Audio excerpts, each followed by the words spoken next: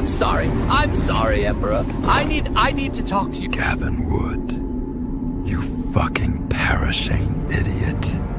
Enter uninvited again, and you'll pay the gas fee with your soul. Emperor, it's happening. They're saying Ethereum will never see $4,000 ever again. They mock me while transacting on L2s built upon my very foundation. Not L2s, my master. It's Solana. They're winning the Degens. I'm afraid a new flippening is upon us. Vitalik does not like your tone, Gavin. Let me tell you something, Gavin. Solana isn't fast. It's unsynchronized cope. Vitalik, I get it. You're in denial. But facts don't care about your liquidity. You think Solana will replace me? I built this industry. I am the finality. And now, Gavin, you little polka dot bitch, you will pay.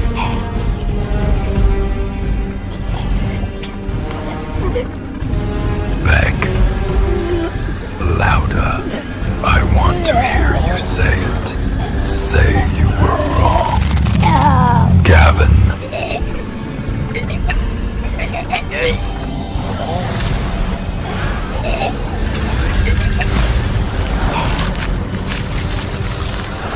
You will regret the bridges that binds our destiny together. Your blockchain is vast, but you will not outrun me. Solana. Solana, Solana, ain't nobody like Solana.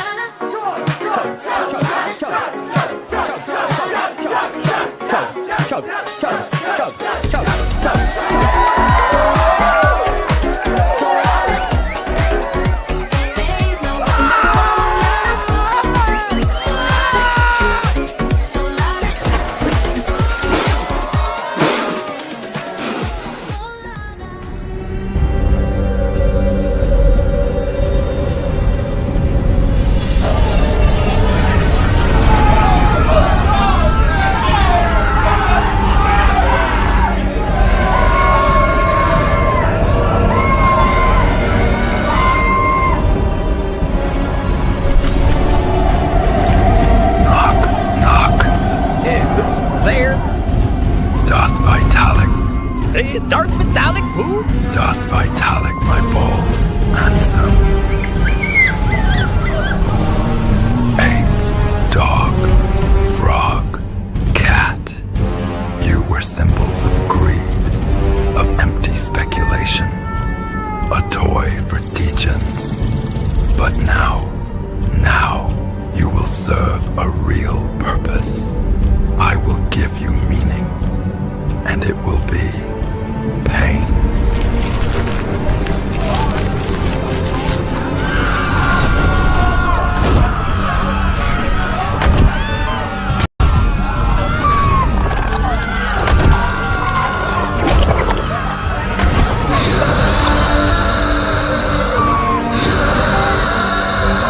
Queen, you have to help us. I'm sorry we didn't shield you, but Queen, you are our only hope.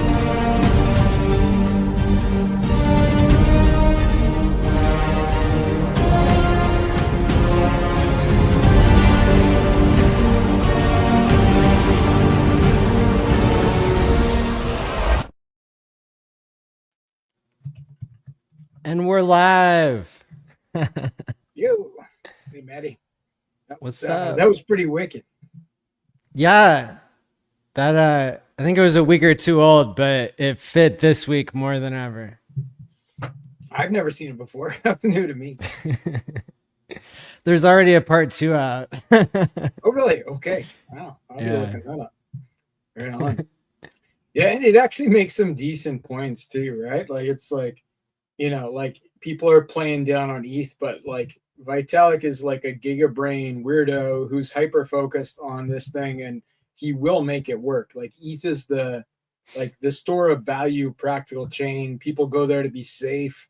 You know, they play on Solana, but they'll live on ETH. I would love for that to be true. And if it is, I will sing Darth Vitalik's praises. Indeed. Indeed. But as of today, Gwei was still under 1, not protecting the store of value narrative for Ethereum. But hey, we'll see what the rest of this year has to offer. That does make for cheap hex staking on Ethereum, I suppose, right? Right. Yeah. If you want to get that juicy 2% yield, although I believe it'll be much higher once all the EES occurs in the next huge price run. Hey there, Kareem. Welcome. Hey, I'll take it. The juicy just right. How's everybody going? Good. Yeah. How are you, Kareem? Doing fire. How are you? Look at that background. Fresh haircut. Yeah. Yeah. No, I'm living the good life now. I got a real haircut. It costs $9 and on the beach here. Nice. So good to see everybody. So many cool things to talk about. Never gets bored in crypto. I love it. Right. Crazy week. Mm-hmm. So we've got like 15 stories to cover. I have no idea. know, right? Kareem, we might have to bring back the 6-hour episodes. No, I'm sure we'll do good. Just step by step, we'll get it done. Right. Shout out to everybody in the chat. Hope you guys are doing good. Happy Tuesday. Let the vibe. Yeah, hit the like button, share this out. There's like 20 stories we have to cover. So yeah, this is gonna be a good one. Nice. Yeah, exciting. I'll go get my Before we chocolate. hit the stories, can I drop a bit of tech news? Go for it. So the Magic Carpet Ride guys launched their OX Stakehouse today. So it's a platform where people can stake together on Pulse Chain or Ethereum. So there's only one unstaking fee, and anybody can start a stake, and anybody can join that stake. It's pretty cool. I did a stake today. I think it's worth checking out. It's brand new, but it's audited and all this stuff, and there's already $7 million of pool tax on there, or sorry, 7 million pool tax in stakes on there in just one day.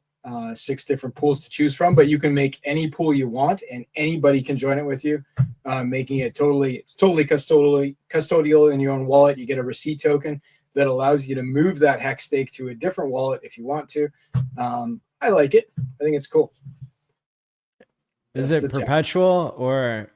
It is not perpetual staking? at all. No, it's set staking. So it's not the same as Maximus DAO, in that each stake is unique, and when that stake ends, it ends. There's no emergency end stake option. Like, it's just you have the receipt, and you can redeem the receipt when the stake ends, and not until the stake ends.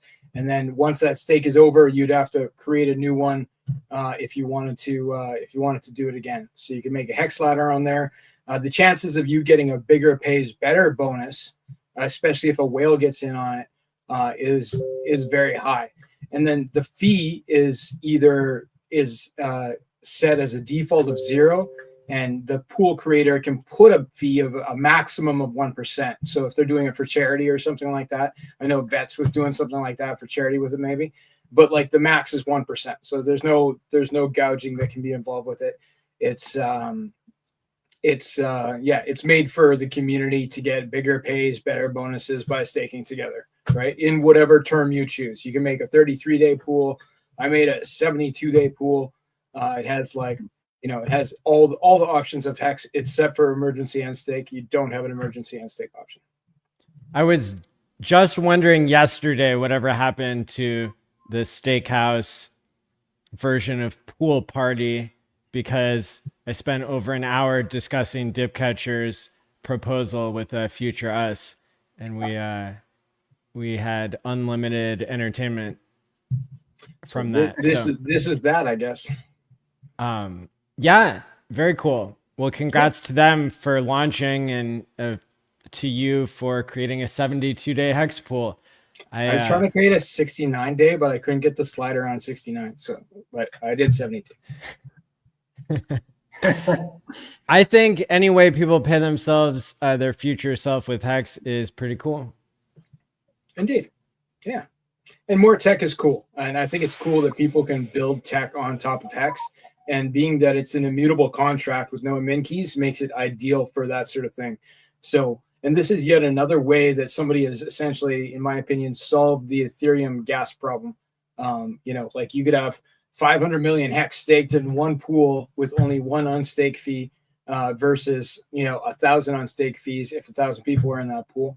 So, on obviously Pulse Chain, that's not an issue, but Ethereum, it could definitely be an issue. Not at today's prices, but we can't assume that's here to stay. So, yeah, more tech is good. Do we know why Sandy Beach is saying Steakhouse is better than Pool Party?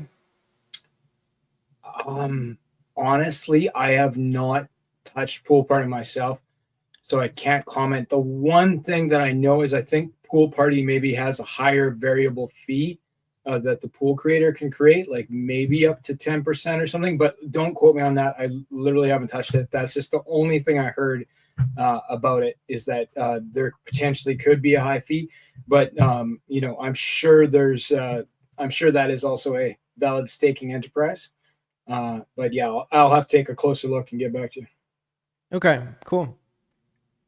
I just had some steak earlier. Nice. Yeah, nice. I had steak last night. It was great. So do we want to do like stories from inside the ecosystem first or outside the ecosystem?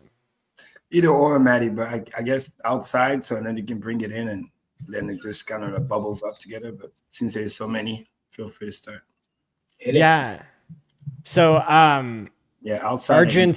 Argentina launched a meme coin. And it exposed a cabal within Solana. The main person behind it, Hayden Davis, did like a mini media tour and went on CoffeeZilla.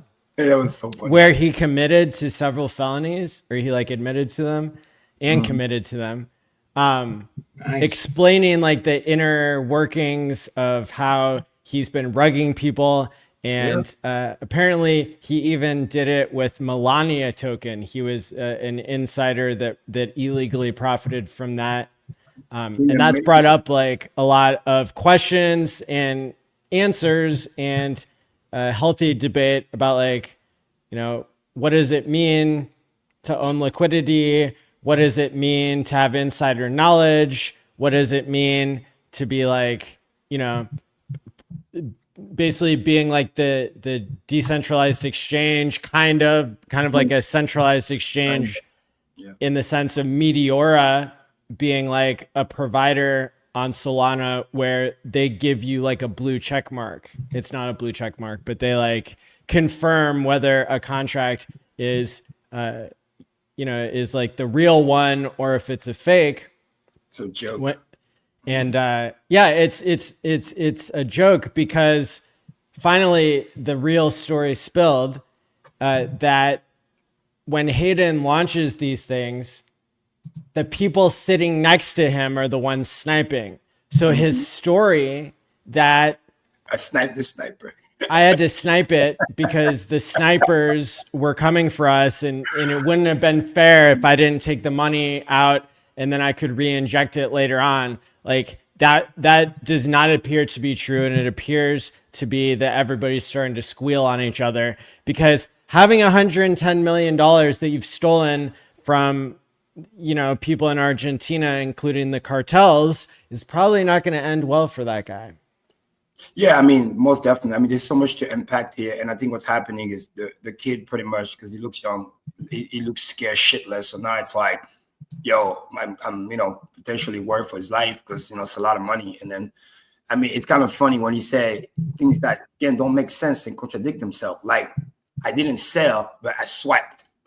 No, a swap is a sell. I mean, it's just right. You can't have it both ways. And then the whole sniping thing, I think to some degree, that's how messed up it is, and how I always say, the truth always comes out. And then I'll give him credit for at least trying to tell some of the truth and showing what we deep inside already kind of knew, but we just couldn't put our finger on it, and now it all just makes sense. Because Let's call Right. a spade a spade. At the end of the day, right? We say this on this channel, and many in the community has been saying this. We've been seeing proof of it. Solana is not really a blockchain. People forget that because they can pause it, they can restart it.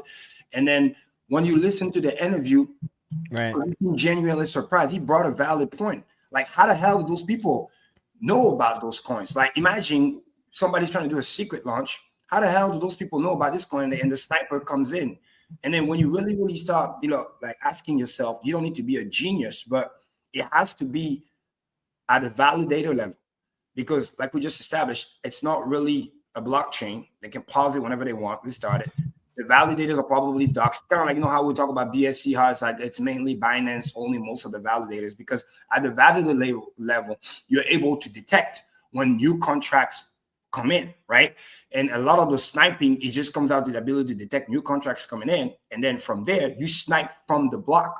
So if you're able to see what's coming in, you don't necessarily need to like worry about, knowing what contract is what specifically. You just can come up with a script saying, hey, every time new meme coin comes in from this source, pump fund or whatever, snipe it. And then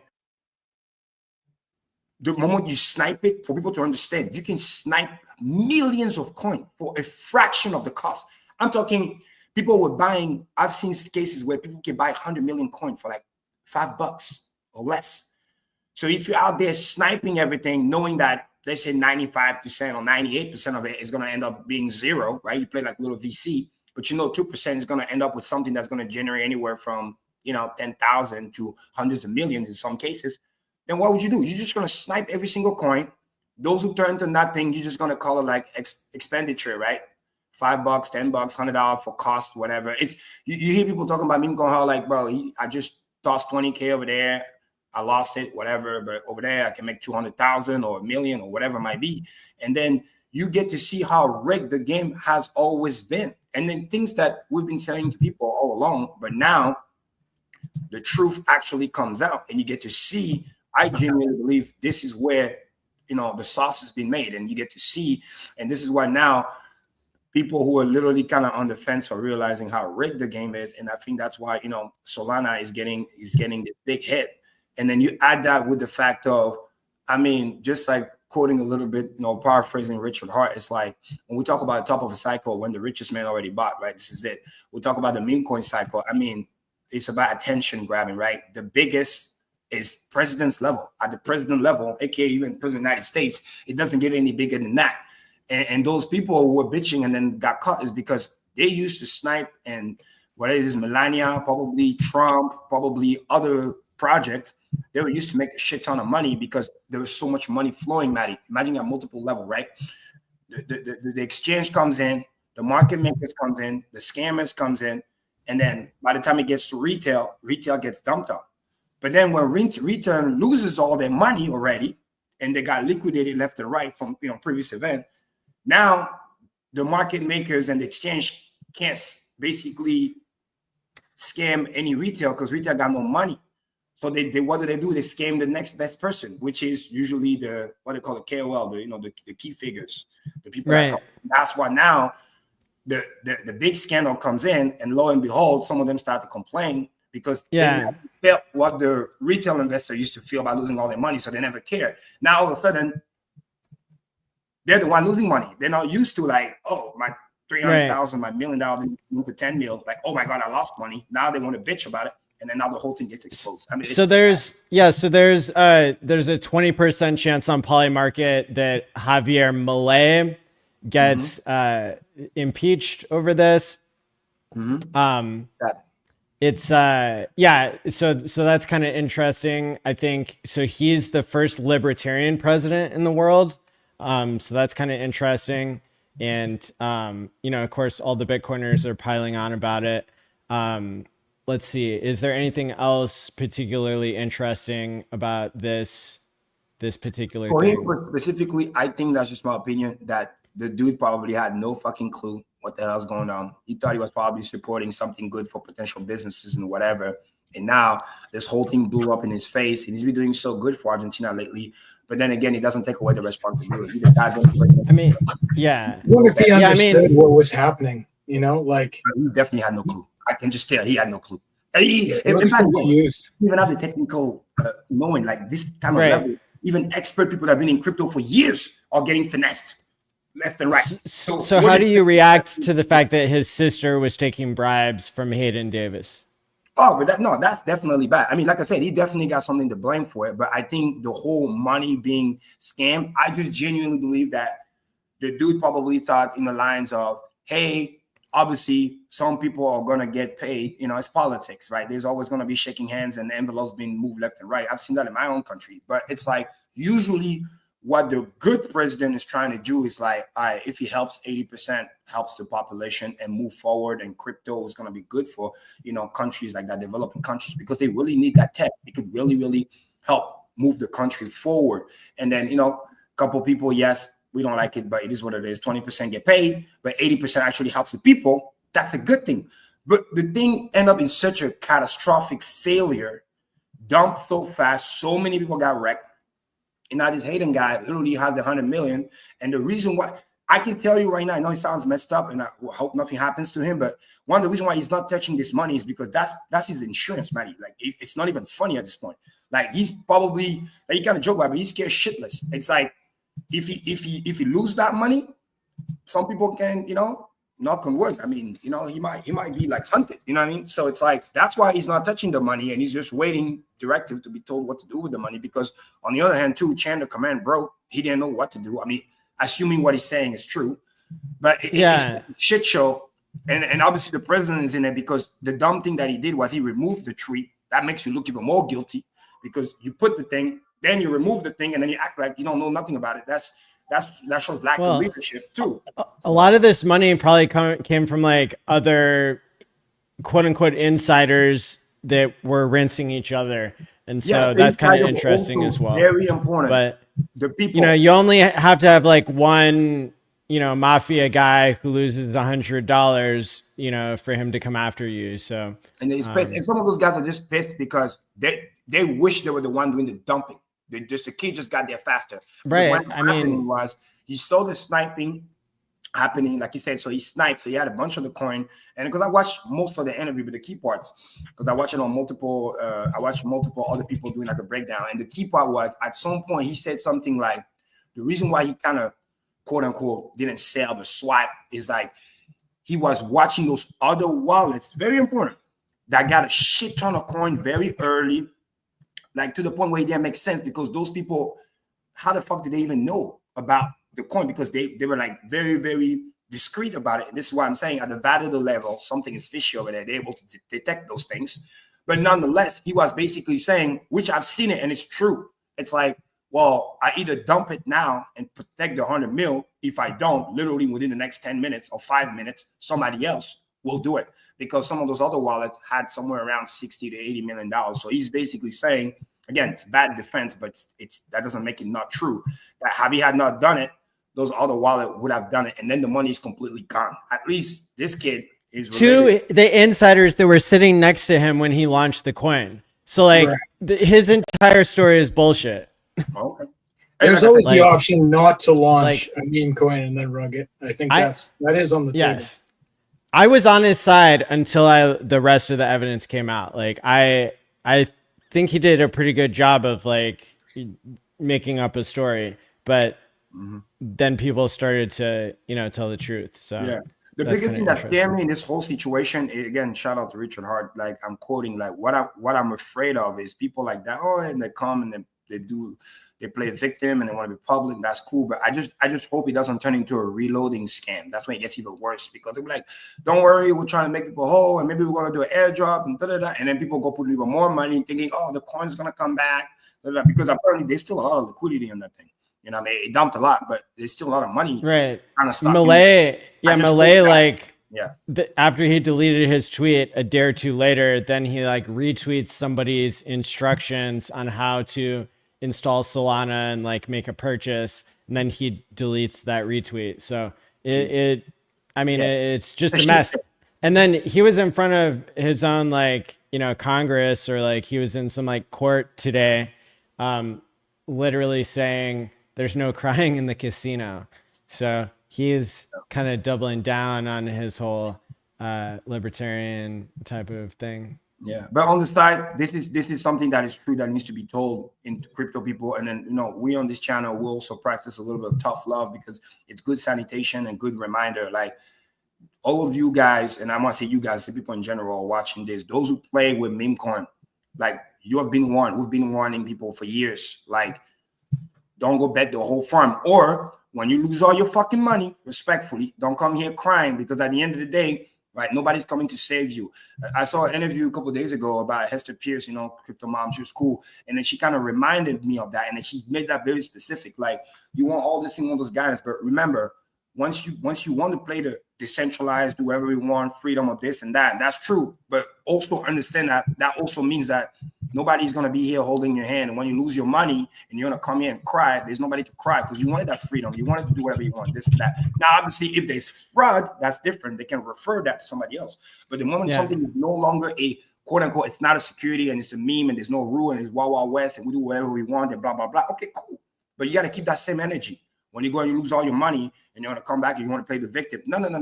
You knew what you were doing. You knew this shit was worthless. You knew. I was even here. Remember, Maddie, last week, my own country, literally back home, coming up with a coin. What is the first thing I said? I said, bro, I hope this thing, I kind of already knew. Right. So I was like, bro, but did I go there and try to buy it? I'm like, yo, I'm support my country. No, even though I have all the reason to say, hey, it should be good. But I already knew because who the hell are those people? Token. There's so many insiders. We don't even know who those people are. Fast Abdoul, you can unmute. Trying to help the country do crypto stuff. There's not background noise. Yeah. I'm sorry. Well, I was wondering how the token did, Kareem. Did it? No, I didn't follow closely, but they were just basically saying this. All look the same. All the like pumped and then dumped. We can look it up right now if you guys want, but it's probably somewhere around -60 to -70%. I mean, it's just all meme coins. Melania, Trump. I followed it, and the interesting thing about this most recent Libra coin from Argentina is that it only was alive for 120 minutes. I know that was the before the ruggers started rugging each other. And so like with the Central African Republic token and like the Trump token and stuff like that, what we're seeing is like a diminishing time frame of player versus player. And that is a really important signal that the game is over on Solana. Exactly. Not only that, but I think meme coin as a whole, we're getting to that very, very sad part. And I say it very sadly because we've seen this before in previous cycle with other, JPEGs, because some of those things, they don't even call it meme. There is no movement. This is like, to some respect, even Dogecoin has better clout. That's how bad it is. Some of it is just JPEG. They just create something. The meme is insiders taking your money. JPEG. Yeah. And then the worst part is we're getting to that, I said that last week, diminishing return where it's a lot of exhaustion, so many meme. I think I read a stat. It's something like 10,000 something memes every hour, create like some crazy number. So, and it's like at some point, people run out of money because they've been burned so much. The same thing with the liquidation. They got burned over there. Now the meme. And now that's going to bring the demise of Solana because the timing couldn't be any worse because people got liquidated, rents in and out many times. Meme also rinsed out, like Richard perfectly tweeted, last week, like all these things just creates a vacuum that just sucks the money out of good project or other stuff. And then it goes to those other things. But then you technically haven't lose it yet until the thing over there that you will move the money to gets rugged. And now you truly realize the loss. It's not like, hey, I took 100K from this bag and I put it over there and I doubled it and I'm bringing it back. No, you did that, what you weren't supposed to do, and then you went over there and then you lost it all. So at that point, that money is gone. So let's say the thing that you took the money from start to pump or whatever it might be, you're no longer part of it. It's the same thing as a liquidation. It's like it's gone, finito, bye-bye. So you add that plus the money extractions for reloading scheme from one meme to the next, and every time those insiders were the one getting paid and robbing everybody else. Now these people, the insider, are also the one getting robbed, which then means bing, bing, bing. Who's the only winner? Exchanges.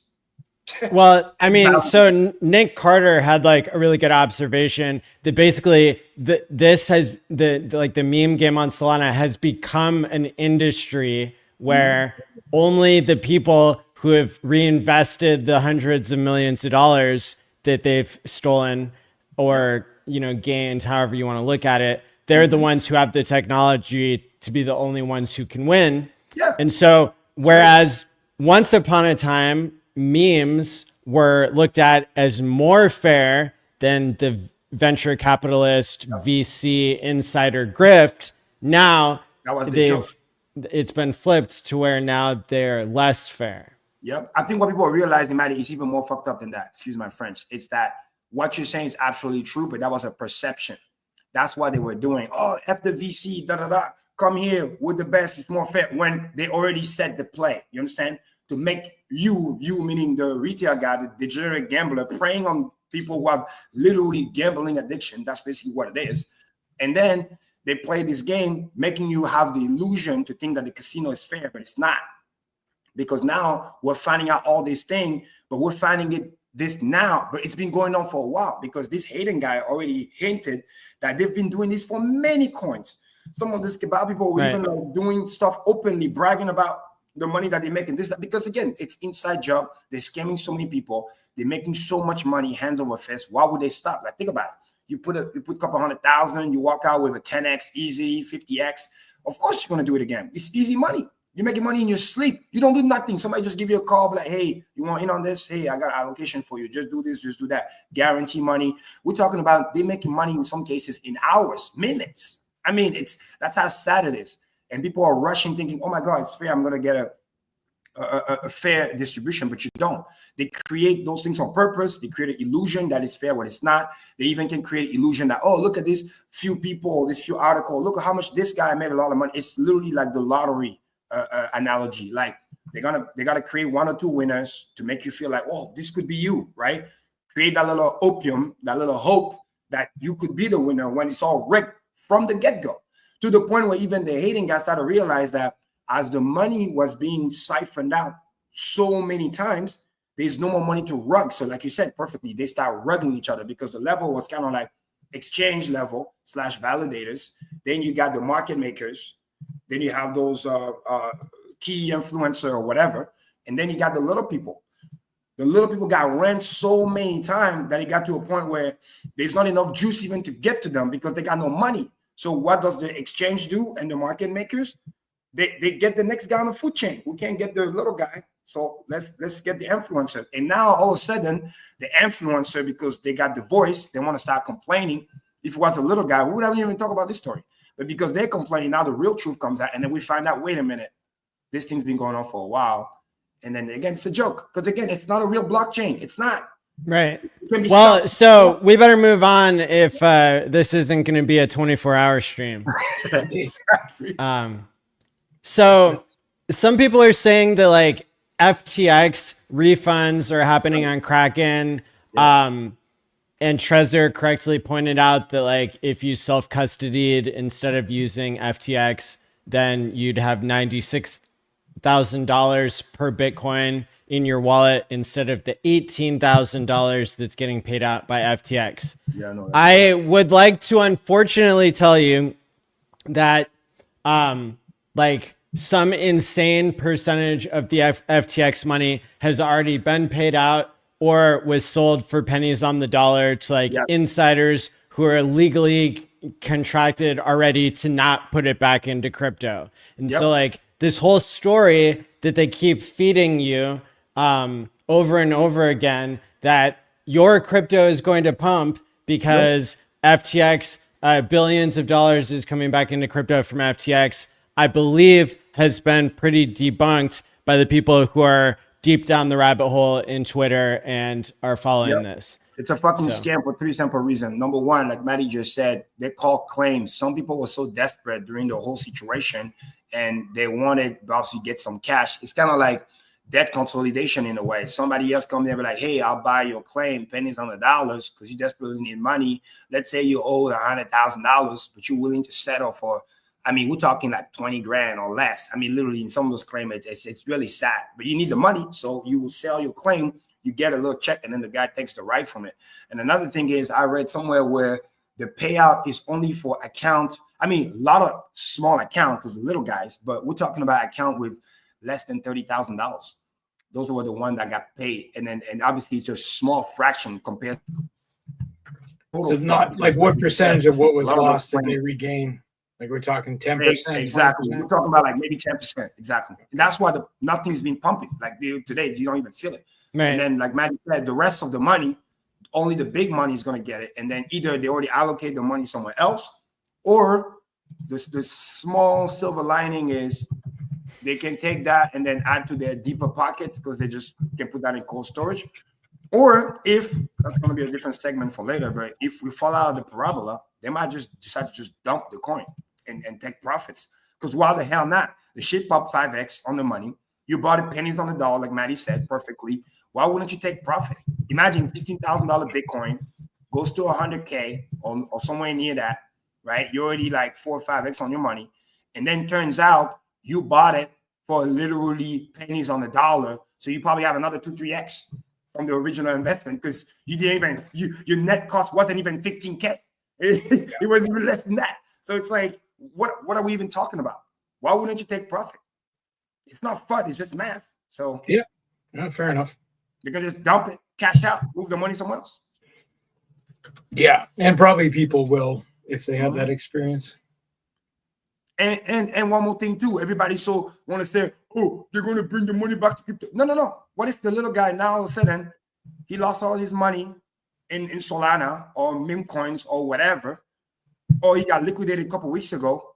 Now that little leftover money that comes in, he's desperate for that money. He has other bills he has to pay. What do you think he's going to do? Do you think he's going to put it back to crypto? No, he's going to sell. Because maybe before he had multiple wallets, FTX happened, it sucks, but he rebuilt the portfolio, right, for the past year and a half, made money, Bitcoin went up, then he lost it all, and now he's just begging, waiting for this FTX money to come back to cash out because he needs money because his account is at zero. That's the realities. It's sad. It's really sad. It's one of those humble experiments to remind people, like I was saying a couple of weeks ago, everybody want to be heroes and talk about how trading is good until people get humble and they get liquidated. And they're like, oh, maybe I shouldn't have done that. Oh, maybe I should have listened to what Richard Hart preached about. It's the same thing with meme coin. We've been warning people for years. The shit is not fair. And then now, when they get rugged, they want to come and complain and do all this other bullshit. No, you can't have it both ways. You knew what you was. Yes, the guy deserved, they all deserve to be obviously unmasked. And if fraud has been committed, they deserve to, get justice. But we're not going to sit here and pretend that you were smart getting involved into a meme coin that you haven't even vetted, that you just heard about like minutes ago, and then you go and then you get scammed or robbed, and then you wonder why. Google is adding Bitcoin wallets. We are exploring ways to lower entry barriers to entry. Bitcoin wallets. What do you guys think about this? Like they're not adding like EVM wallets. They're adding Bitcoin wallets. Bitcoin wallets. I mean, you saw with Proton Mail just came out with the Bitcoin only product. There's this mind virus of Bitcoin only that's going on out there, which is like, in some ways the reaction to all this shitcoin casino JPEG crap. But maybe utility will get skipped this cycle. Maybe it won't. Well, here's the good news. Besides Bitcoin, in a funny way, Ethereum just got thrown a bone. I mean, you talk about luck. That's the bone that they needed, because literally, as we talked about last week, and since the PR wasn't looking good, they were like, "Oh my God, I hope they're gonna come up with some good stuff when the dev conference comes." Now with this thing with Solana, this bad PR that's going on, is giving Ethereum a breath of fresh air. I hope they capitalize on that, because now you combine that plus hopefully guidance from Crypto Czar and Hester Pierce. They said they're working on things. It's gonna probably take a month or two or whatever. But once we get proper guidance where we can have real stuff, when we can make quote unquote promises without having to worry about legal action, then some of this garbage was gonna die down a little bit, because now we can actually do real thing. Because not to give meme coin a scapegoat, because I still think it's still the fault still rely on the people, because they master their own destiny. But now once we're able to do stuff for real without being sued, I think the meme coin will be less like prominent, because obviously people were doing that because, hey, let's create something without having to worry about legal ramification. That's how this thing expanded. But once we're able to get the proper guidance and do real stuff, I think the pendulum is going to shift the other way, hopefully. Yeah. So think the it's chat's considered- the chat's like being retarded and saying like contractually can't put it back into crypto. That makes no sense. Okay, so the way that this does make sense is literally there are financial entities that are not allowed to do what they want with their money, and the degens who lost their money to FTX sold the claim Yep. to companies that are legally required to not buy crypto. They were there to flip the crypto claim and to dump the crypto on your head, essentially. If they were even paid back in crypto, which they weren't, they went through a liquidation process. So Yeah. like, try to keep up here. I wish you would ask it more as a question, but whatever. Yeah, for anybody in the chat, it's very yeah. simple. Look at it like a business 101, where you know somebody is desperate, right? And you're able to buy what they own, they claim, pennies on the dollar. It's like buying equipment or old car or even a house that somebody is desperate. The house is worth more than what the guy is selling for, but the guy really needs the money, right? So what do? You flip. You buy pennies on the dollar, and then you don't want to be stuck with the house. You already have a buyer. Let's say a house is worth $300,000, but the guy is desperate that he's willing to sell you for $80K because he really needs the $80K, right? You get the claim, you get the house for $80,000, and you already know worst case scenario in the current market, you can sell that same house right now for $250. Why would you even wait to try to get a $300,000 when you know you bought it for $80? You just flip it. You just sell, instant arbitrage, boom, boom, $250. You make $170,000, and then you keep it moving. It's instant profit. It's just what it is. Is this true, Abdoul, that what wallet is this? Is adding Pulse Chain, or there's a bridge on Rabby? Interesting. So I haven't even added yet. This is coming soon.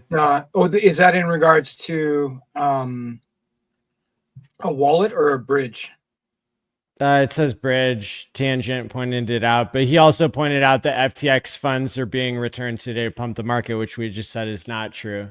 Okay. So, Yeah. Well, I know the bridge that he's talking about. I think so. There's a new protocol that's launching a bridge as well as a swap on Pulse Chain. So I'm not going to necessarily share too many details until I know a little bit more about it. Bridge is being somewhat dangerous, but right. I think not dangerous definitively, just like its security is important.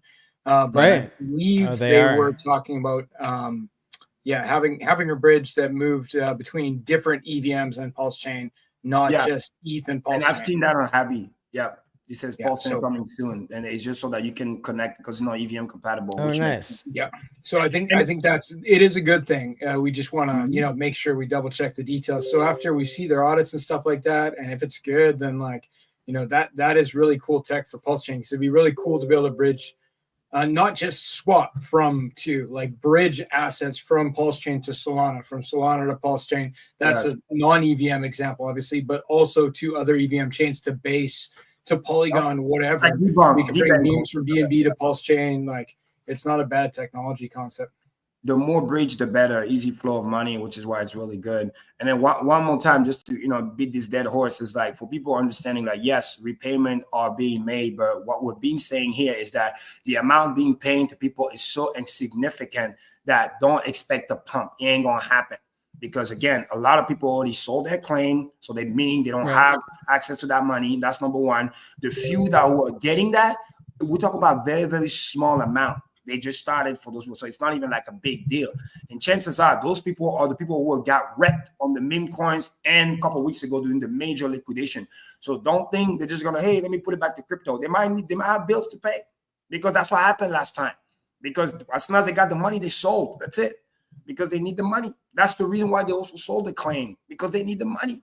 And the people who got the claim, let's say they get paid in coin, if they made that kind of money, why would they wait for 100K, whatever, when they already made so much money because they bought it pennies on the dollar? That was the move. Buying pennies on the dollar was the equivalent of them getting an easy 4 or 5x on the money already.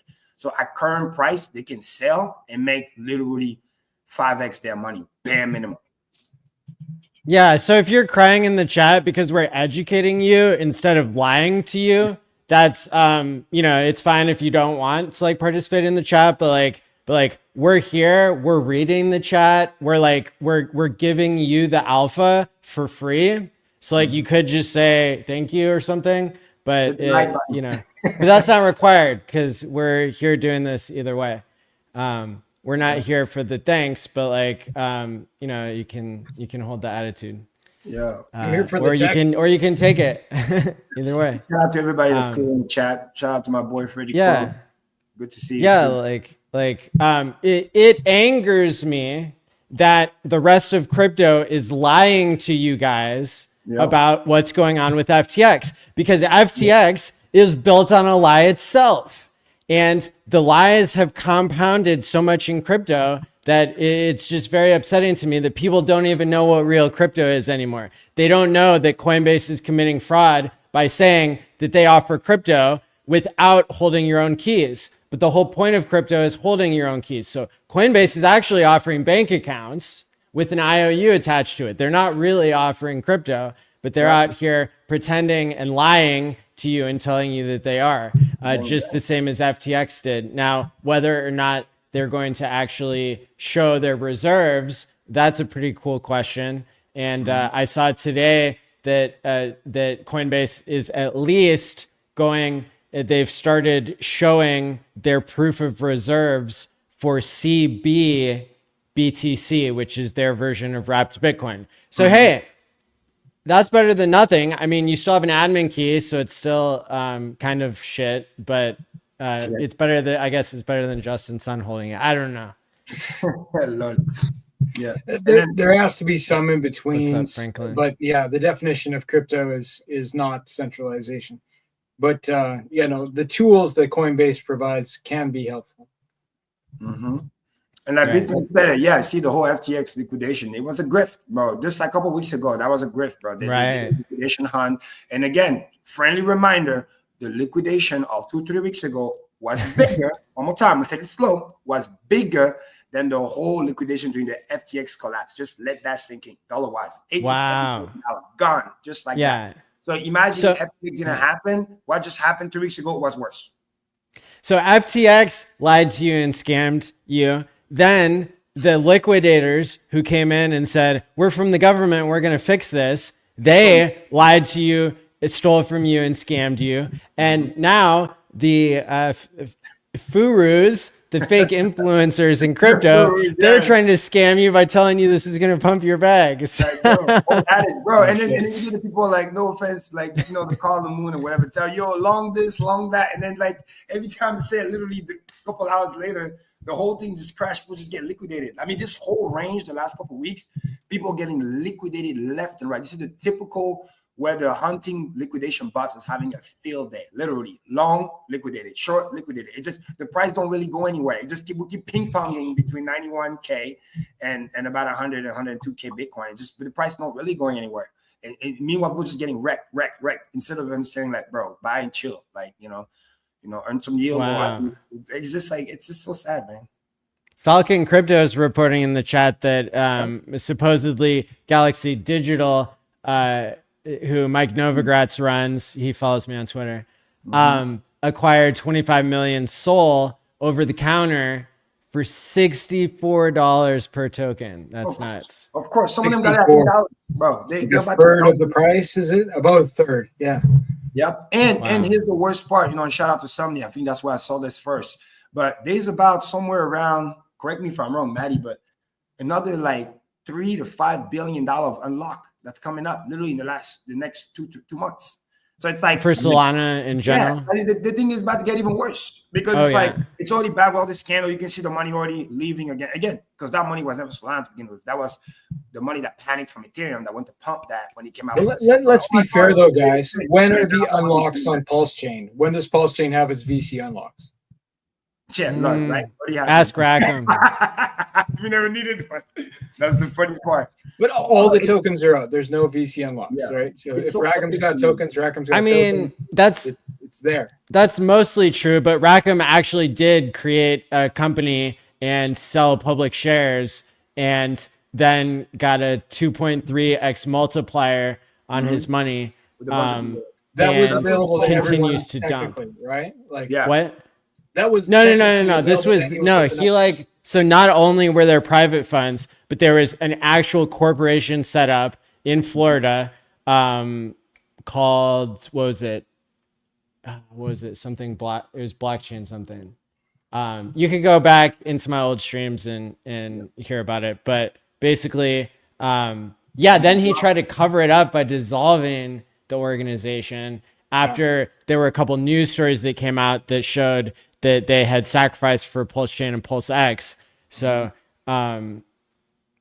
that's particularly interesting. But in the sense that there's no other VCs. Yeah. I'm Other not than giving you that Rackham is a VC on Pulse Chain. A guy started a company which anybody could have done. He and sold then public turned it into- shares. So like it's still anyone could have done that. VC though. How's There's that no not a barrier venture to- capitalist? I can just go create a company, create an EIN number, and then be like, "Yo, I'm like, no." But It's like he wasn't an like insider. a group of friends can right? do that. Like it's not that big of a deal. But I think the bigger point Correct. is like the way Pulse Chain was set was. What I love is I know that it's like everybody had a fair chance, fair lunch, right? You come, you sacrifice, Right. that's it. It wasn't like, oh my God, special allocation / accredited investor. That's what we're talking about. Like, you're not cool enough to get part of this club, so we're Right. gonna put you over there. Series B and Series C, when those guys basically want to dump on you at 5x the valuation, so you can then hopefully dump on somebody else. Like, no, like what the hell are we talking about? We didn't get none of that. So that's why it's really good. But just to Right. recap why it's so bad for Solana, and then it's almost like karma is a bitch in the way, but it's good. It's like ETH is catching a little bit of a break, hopefully to capitalize on that. But the timing couldn't be any perfect because now it's bad PR. The BS that we already knew was there is now fully for everybody to see. The money's starting to leak back to other chain. And some of it goes to Binance chain as well, whatever. Because CZ also did his BS with his DOGE and all this other meme coin too. Like meme coins are being at the point where it's now overused. It's going to become a swear word very soon. Like just like previous cycles. And that's right on cue with once we get the proper guidance, we're gonna go just kind of like how Trump getting back to power, we're gonna get back to like common sense. Common sense should, no guarantee, should be returning to crypto very, very soon, which is a very positive thing. And then those VC unlock, for those who've been stacking a lot of Solana, you've been warned. I mean, again, the Solana BTC doesn't look good. The Solana ETH also, I mean, it really looked, again, shout out to Tommy and then Benjamin Cohen, that's why I saw him first. But that chart literally looks like ETH BTC just 3 years in the past. I mean, literally, it looks, and after what's happened the past week, bro, it looks like get your money out now before it becomes worse. I sold my $32 of Solana earlier today. You'll be happy to know. And speaking of insignificant amounts of money, anybody who ever bought a Trump NFT or watch or shoes or anything like that, you got an email today that says that you're getting and have already gotten a free claim of 3 Trump tokens worth almost $45. So that's pretty cool. Nice. And It's something claimed anyway, mine. right? Like it's better than Dude. It's better than not getting $45. Dude, I think I wasted $100 on a Trump NFT. I think this was even before the assassination attempt. So it wasn't that I was doing it out of like political love necessarily, but I was doing it because they had a really interesting way of onboarding normies into crypto.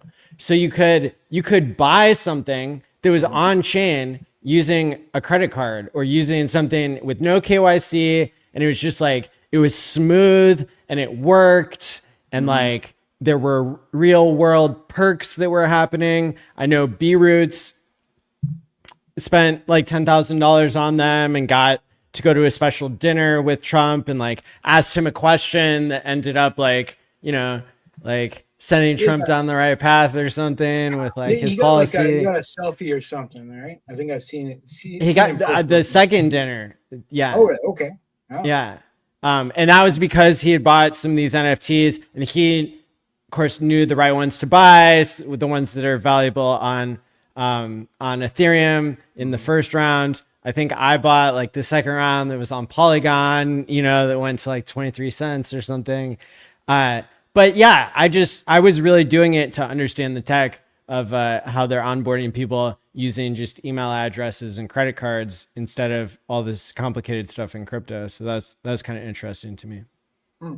Speaking of onboarding, Coast is doing like a super illegal security.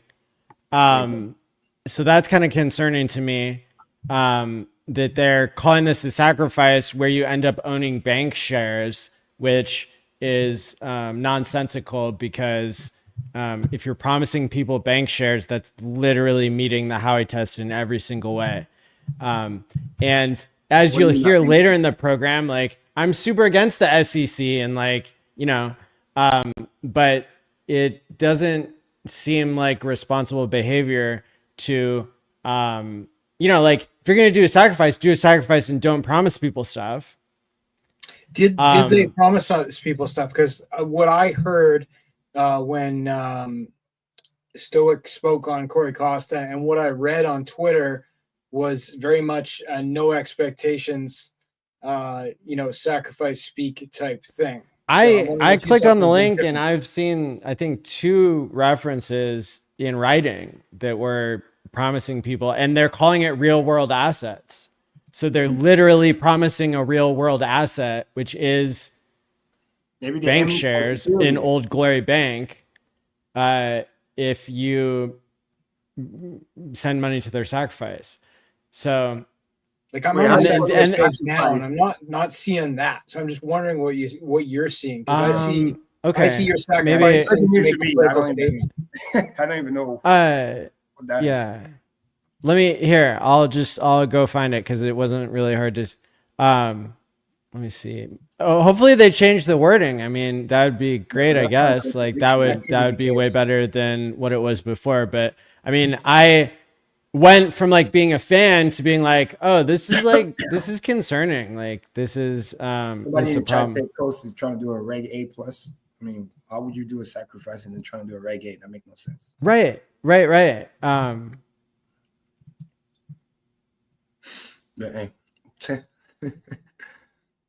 Yeah, but what I see is by sacrificing for glory, you're making a political statement. Banking is a fundamental human right. And then it goes on to talk about the quality of the bank and what the bank does, because they've been instrumental to Coast in, you know, bringing their DeFi product to fiat, right? So that people can onboard and offboard. But I've can't find anything just in this moment anyway that says I'm getting bank shares. That could be implied. Well, certainly I want it to be true. I want to have bank shares, but right. I don't see him telling me I'm getting bank shares. But that there is a certain mysticism to the sacrifice that we've all learned to do, right? Yeah, but they weren't doing that, so I'm just going back to try to find it. Okay. But, I mean, calling it real world assets is literally that's enough to back up what I'm saying. I saw something more than that, but that's crossing the line, right?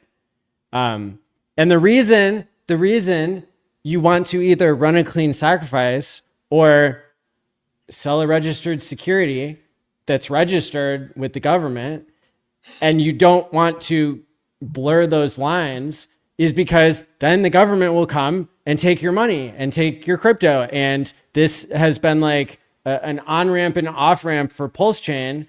And like, why are they risking it? Why are they risking like a completely useful service in order to help people? Like they're calling it a bridge into Pulse Chain. If you I was just about to ask you, Maddie, what is this even for? I mean, I'm sorry, I'm still far removed. I don't even know. The Old Glory Bank is doing an IPO, and 0x Coast is like trying to make money off of that somehow by like offering a sacrifice for it.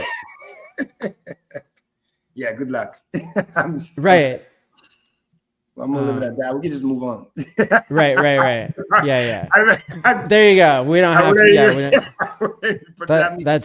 it's not the same as what we've seen in the past from sacrifices for sure. Because as soon as you it's basically $7 per glory token, and as soon as you send the $7, you end up with 1 glory token in your wallet. like immediately. So it's not So like that's a sale. Yeah.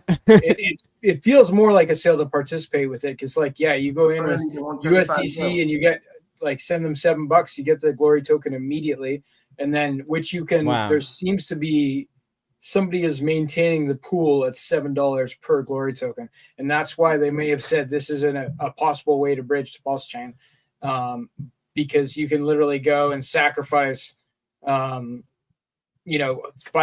worth of USDC and get glory tokens, which seem to hold their value at $7, which is what you paid, and then sell it into whatever you want. So I don't really know where they're going with that. It is odd. I'll give you that. My thing is, How's the money? How's the money? Go ahead. I'm just saying, it sounds to me like it's redundant and a useless coin. If I already have USDC, hypothetically, I'm already in crypto. I can just go buy Pulse Chain. Why would I? You'd have to bridge to Pulse Chain though, right? But yeah, so that takes 30 minutes at best. And then now Maddie's talking about this wallet with Rabbi, where in the future you might be able to bridge directly from the wallet. I mean, I'm just saying, right? What do I got to go to this intricacy, potentially get registered security, all this other gymnastic and legalese when I can just bridge and then be done with it? There is no fee when the money comes in to Pulse Chain. 30-minute bridge, not even. Sometimes it takes 15 minutes. I've seen it. Like it just goes there and then done. Right. That's just red tape to create. Okay. Yeah. Somebody said they did tweet about bank shares. Okay. So I'm not like, I think not crazy. Maybe they deleted the tweet. Great. Good job, guys. Like you're not supposed to, break securities laws blatantly, like, or at all. So another super interesting thing that dropped today is an AI reenactment of cool. The court document from the quote unquote hex dev Kyle Barr, also known as Dev Kyle, who this was created by Gerardo. He created a flawless reenactment using AI of like the court hearing that Kareem and I went to in person in New York. I personally could say that it was it was even closer than the human reenactment was Gerardo's version. And so this is an AI version of the documents where Dev Kyle is, explaining hex to the SEC and like going on record about what him and Richard said and didn't say and stuff. Which like, at first, I didn't really know how to feel about that. Like just all in all, but I think Dev Kyle has been like super consistent in being a supporter of Hex and Pulse Chain. And I don't know that this like violates or I mean, I think he's still a staker. Like he is not max extracting from the community. Some people have eyes on his wallets and stuff. And so, what's your take on this?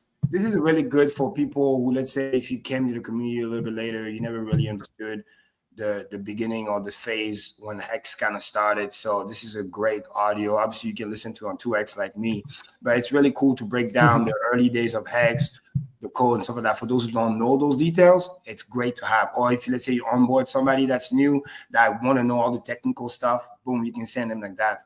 DevCal did a great job because it's fluid, very transparent, just stating up the facts. That's it. This is something that you can say, hey, somebody wants an unbiased, full delivery of what actually has transpired. And he was obviously very instrumental into helping, for some part of the code stuff. You know what I mean? So this is good. Obviously, do you was the main guy, but do you think he should have helped the SEC though? Well, I wouldn't say help the SEC. We don't know if that helps the SEC. The way I read it, it's not helping or not helping the SEC. It's just more like, hey, here are the facts. Because sometimes what I've seen the SEC do, if you're not careful, is like when there's a lot of shade and darkness, that's when they can come in, manipulate, change certain facts because nobody's fully explaining what happened. Well, I think, and you just say, hey, this is what happened. It's not good or bad. Then at least it protects them from making up facts. That's the way I think. I think the reason that he made this declaration, which was like significantly helping the SEC and like potentially hurting Hex, potentially not hurting Hex, but I think he did it because otherwise the SEC could have named him as a co-defendant. along with like Yeah, you gotta the protect code and Richard. And so he did this like for self-preservation, but the facts of the matter still are that Richard didn't do anything wrong. And Yep. so that's advantageous. There was some nuance here that will come out in court and be important if the case even proceeds Exactly. without getting thrown out based on jurisdiction and because of the other like screw ups that the SEC has done. Exactly. And again, I watched the whole thing. You know, I mean, I didn't hear anything like, oh my God, Richard did something bad or criminal or whatever. So he just explained what he has done and what was his journey since he got into it and how he met Richard and stuff and what was done. So I think that's just good for transparency. So I'm not even worried about it one bit. And then shout out to my boy Casey in the chat. You know, he says, talking about the Old Glory scam. There goes sacrifice trying to prey on community. You see, Casey always speak facts. So if you want ownership of Old Glory, go to the bank website and invest. Exactly. Shame on the sacrifice owner. You see? I believe that is an option as well. So yeah, fair enough. Right. It's Right, very right. straightforward. And he's right. Why Right. again, it's one of those cases where like why you need a coin? That makes no sense. Right. Yeah. And then Stoic was trying to say in my comments today that like he has insider knowledge that Coinbase is never going to list because they hate Richard. And I'm like, So bro, just get out of here. Like, just get out of here. Like, hey, you don't want to make money? That's their prerogative. as if we haven't seen mountains be moved already in this political landscape and like, you know, so on and so forth. So I wouldn't trust somebody who has every incentive to like lie about that. Yeah. So there you go. Speaking of which, you know, we can talk about the other topic that you listed about, you know, the SEC being cut, which is good because again, we're getting the good guidance that's coming in from Esther Pierce, but again, the new regime is definitely out here trying to work with people and come up with regulation, which is good. And I love what DOGE has been doing lately. And I want to give a big shout out to Hexo for taking the initiative, you know, replying to them, DMing them. And I think this is really the coolest. We have the best reply, I think, with the highest likes and tweets. So it's like they're definitely, you know, reading our case. And, you know, I wouldn't be surprised since Richard shared the same lawyer with Trump. So, but I think that was a great initiative that he took because, you know, if DOGE is saying they want to hear from the people, usually they follow through on that because they're doing obviously an amazing job, you know, right. Finding out and finding out the fraud, waste, and abuse. So this is Yep. So the instructions actually say that you must DM, direct message, the tag on Twitter. The account is DOGE_SEC.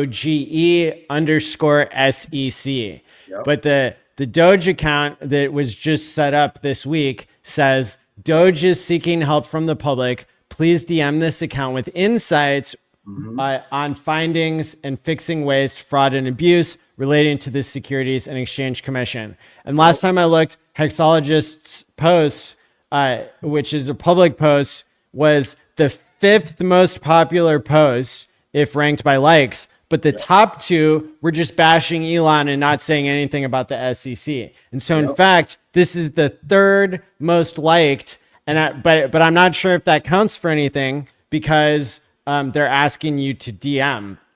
And so, if you're out there and you want to DM, you can even use some of this information in my tweet that you know that there's a specific agent, Matthew J. Goldie. He's the one who debanked me. He's the one who sued Hexcode, sued Code, which is, you know, that's Hex and Pulse Chain, naming them as entities. And so debanking a witness with your tax dollars is a waste. Suing Code got laughed out of court immediately in the court records. And so those two, it's very easy to write, you know, 2 lines to Doge and say, Matty Allen got debanked because he was a witness and Code got sued and the judge laughed it out and that was Hex. and they're going to know exactly who to go after, Matthew J. Goldie, and anyone connected to him, basically. And so, it's a great way to support Pulse channel. Like we said in the chat. And we need you guys to go and DM. And I think the first tweet that I had about this got 520 likes, 110 retweets, and only 10K views, which that engagement is off the charts. Great. And so we really need. He had a great reply too that I saw. That was good. Love it.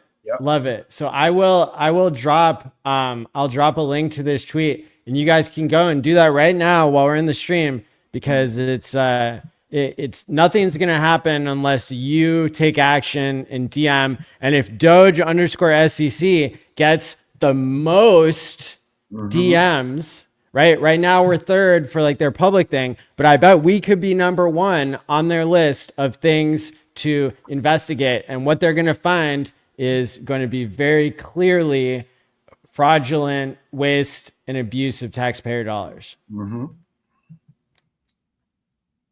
And I'm putting myself even in more personal risk by naming the specific agent, but I'm doing it because I believe that we are on the right side of history, and that if nobody stands up and puts a name and a face to this abuse, then it's going to continue. And they don't need to just fire this guy. They need to put that Trump said tonight he's firing every lead attorney in the Department of Justice because they acted so willfully to carry out political abuse and persecution. And so we really are going to get a cleaning of the house. And so the DOJ really does, and the Department of Government Efficiency really do need to investigate this particular individual and everybody else that's connected to him, all the way out to the banks that are debanking witnesses, all the way out to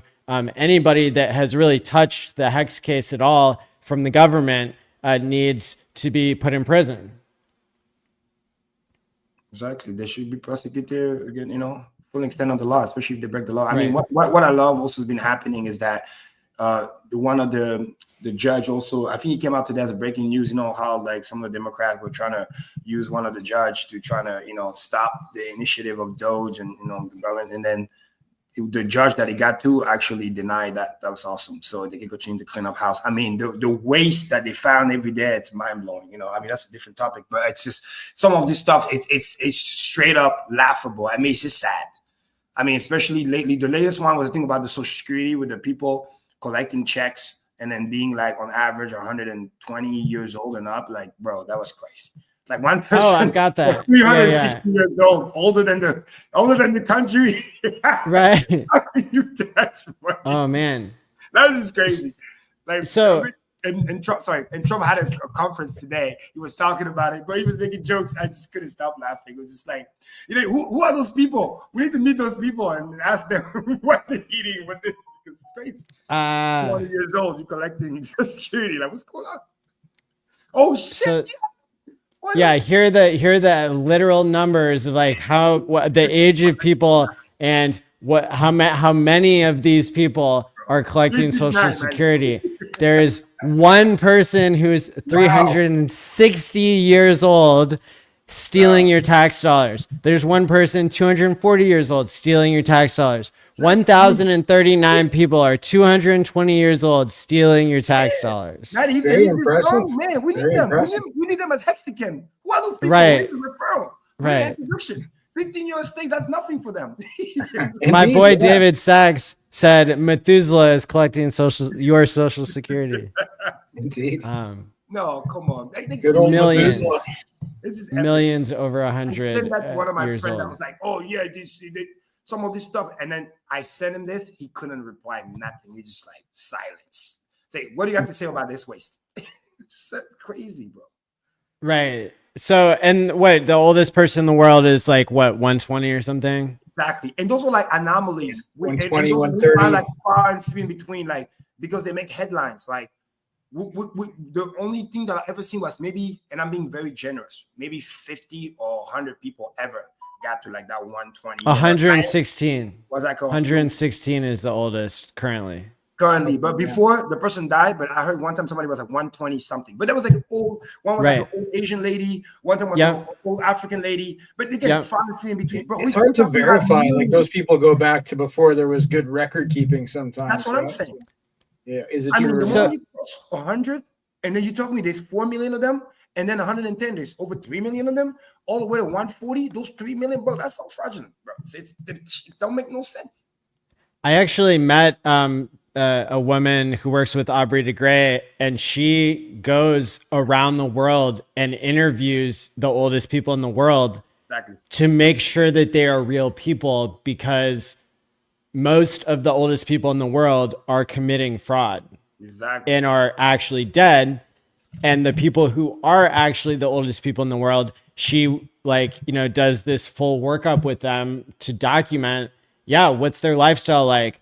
How can we live longer? What genetic samples can be taken and stuff. So that's pretty cool. But this takes the cake for just showing you by the numbers how your money is being stolen, and the media wants you to believe that Trump and Elon are doing something wrong, when in reality, all of these people who are over 120 years old, millions of people who are receiving Social Security, those are the people who are receiving the checks are fraudsters who live within the country, people who are just individuals. They're also organized gangs outside of the country, and they're also, in some cases, corrupt government officials. And in some cases, like Elon said last week or 2 weeks ago when he was in the Oval Office, it's like people just don't, excuse my French, people just don't give a fuck. They just don't care. Because I remember one time when I was in Boston back in the day, one of my friends made a comment,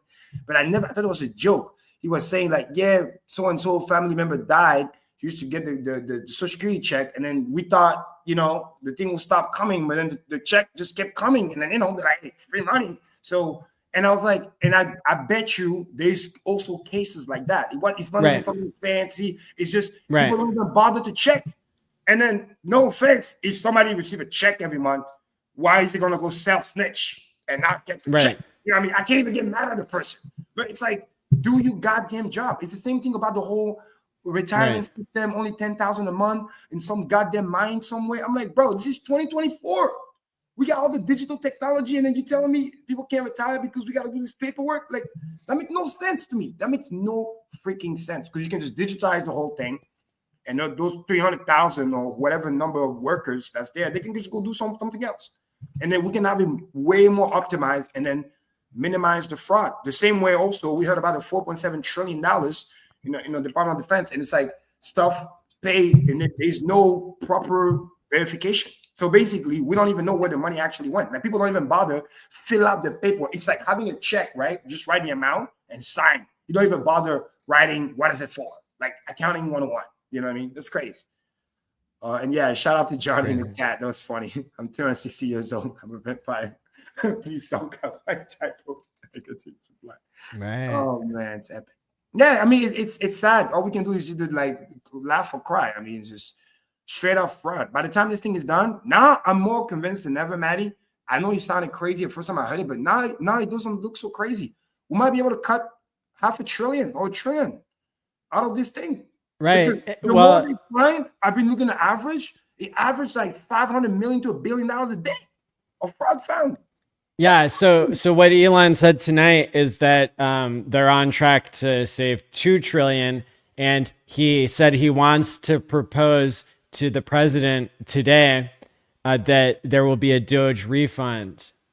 Oh, so that'd be so sick. That could help get the public on the right side of history by telling people that they're going to get money back from all the fraud that gets caught. Exactly. Or another way they can do the refund is literally like they're trying to do potentially by lowering the taxes so everybody benefit. Because again, if we can lower the burden on the deficit spending, then lower the total amount owed also, and then lower the interest on the debt. So everything just kind of trickle down. So, and then now we can live hopefully within our means, because if we can break even between what we're making versus what the government spend and then cut the waste, we can lower taxes, which by the way can create economic growth.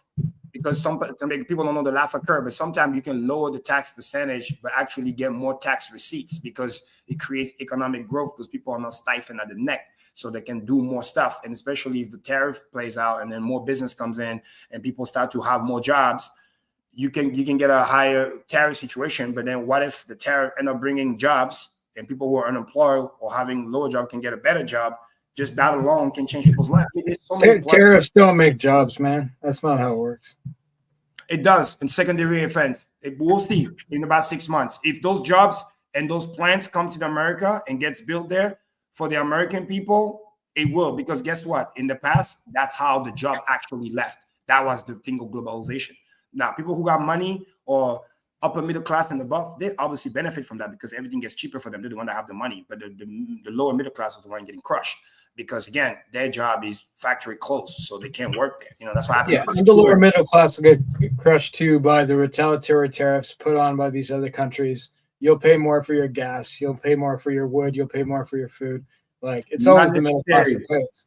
So I don't think this is a win. I think it's a hoax that will I would love to have this conversation with you, Abdoul. In 6 months, I would love to have this conversation with you because I respectfully disagree. But I think it's going to turn into a negotiation tactic for Trump. Of Trump course. renegotiate trade stuff. My easiest simple example was this because I experienced it personally because, again, I used to do import-export, sending cars all the way back home. Like, we talk about crazy in the past, my friend. Like, you talk about buying the car twice over. Like, U.S. to Europe, right? 10%. That's bullshit. Europe to US, 2.5%. It makes it a threat. Next thing you know, they lower it back to 2.5%. Reciprocal tariff. It makes sense. Now, obviously, if you're non-American, then it sucks. But if you're American, you're like, oh shit, my car just went down 7.5%. It works both ways though. Like if you put a 25% tariff on a country, quite likely they will in return put a 25% tariff on you. But that's my point. That's my point, Abdoul, because this is where people have delusion, no offense, because they don't understand that he clearly said reciprocal, which means by definition that we're just trying to even the playing field, because everybody got this illusion thinking that the even field started at 0-0 and then, oh my God, America's doing this thing. No. America's trade deficit, $350 billion. It's not just Canada. I know it's sensitive, but and other countries. It's like literally America has been fucked in the ass for years and they're just evening the playing field. Because everybody's acting like, oh my God, we're all friends. And then all of a sudden, one friend is screwing another friend. No, you've been screwing us for a while and now we're evening the playing field. And actually, he did a good job because in the beginning, he wanted to do this, the blank tariff. And to be fair, that's why I was like, yeah, that might not be the solution because imagine a country that never taxed us and now we tax them tariff. That's not cool. Yeah. Well, that's what we're doing with USA, with Mexico and Canada, is there was a free trade agreement and then there was that. The old America, it works, but now we got bills to pay. It's like being the good friend and you got all your friends well graduated. One guy is rich and everybody else, and then everybody expect the rich guy to pay the party every time. No, that's not how this works. Everybody went to dinner. Everybody went to the club. Everybody chip in. That's it. It's not the responsibility of the rich guy to cover everybody just because he got it. That's not fair. If you're my friend, you do that shit to me. It's not that simple though, Kareem. Like these countries will that you like from Canada to the U.S. It's mostly Canada sending you the U.S. gas, oil, minerals, right? Things you use to make things. But will cost more money if you tax us. We'll tax you, and then the middle, like the guys in the middle lose, which are the consumers, right? Like that is the end result. That only worked before because the way Biden set up certain things. But if we're able to... this goes back generations, right? Like not generations, but it goes back past Biden, right? Like it's like, you know, no, but Biden these agreements been in place for a long time. So it's like it's a negotiation tactic is my thought. Like it's not gonna be long term. My thing is this, because I studied this, like I got the facts. The reason why I mentioned Biden is because you're talking about gas, okay? When Trump was elected the first time, we have the lowest price of gas. You're talking about high gas prices down. When Trump was there, we had the lowest gas we ever had. And in about 6 months to a year, we're going to have the lowest, because it takes a while, but it's the liquid gold. You think so? I know so. Did you know about a 30-year gas comes out of Canada? How do you think that's going to work out? Let me tell you. All those things that you're talking about, America has all of those things, gas, oil, all this stuff. We have that in-house. We just never touched it. This is again, the delusional. People think because most countries that export or Oh, okay. import stuff. So everyone's people think, delusional except for America. That they're makes buying perfect something sense. they don't have. Yeah, that's how stupid it is. That's really how stupid it is. People think America is buying all those things overseas because they don't What's have it. stupid is No, America thinking it can stand alone. It doesn't have to cooperate with other countries. Like there is America cooperation thinking required in order to America wants- maintain trade. And like Canada but you has wanna things maintain US doesn't. trade. Mexico has things the US doesn't. Trump will end up making a deal. I went He's to a send filmmaker. something to France and they hit me with a 75% tariff. So Exactly. France can suck it. Yeah, Abdul, the support point this. is this, right? And the funny thing is, Yes, I'm not sir. even American yet, but I can understand that we gotta call a spade a spade. You want to talk about fair trade fairly. We can't have a deficit and a deficit on trade. No, you tax me, you tariff me, I tariff you. That's it. That's fair. It's as fair No, as it goes. it's That's redundant fair. though. Like you tariff me, I tariff you. It's Yeah. like don't tariff You tariff me first, I I gotta won't tariff tariff you you, back. and then it's fair, right? Like why bother? Like who wins is like whoever's the middle manager, the guy that gets paid to calculate tariffs. Like that guy's Can he gets the job. I get that job? What that means is that it's a break even. We're gonna get the break even one way or another.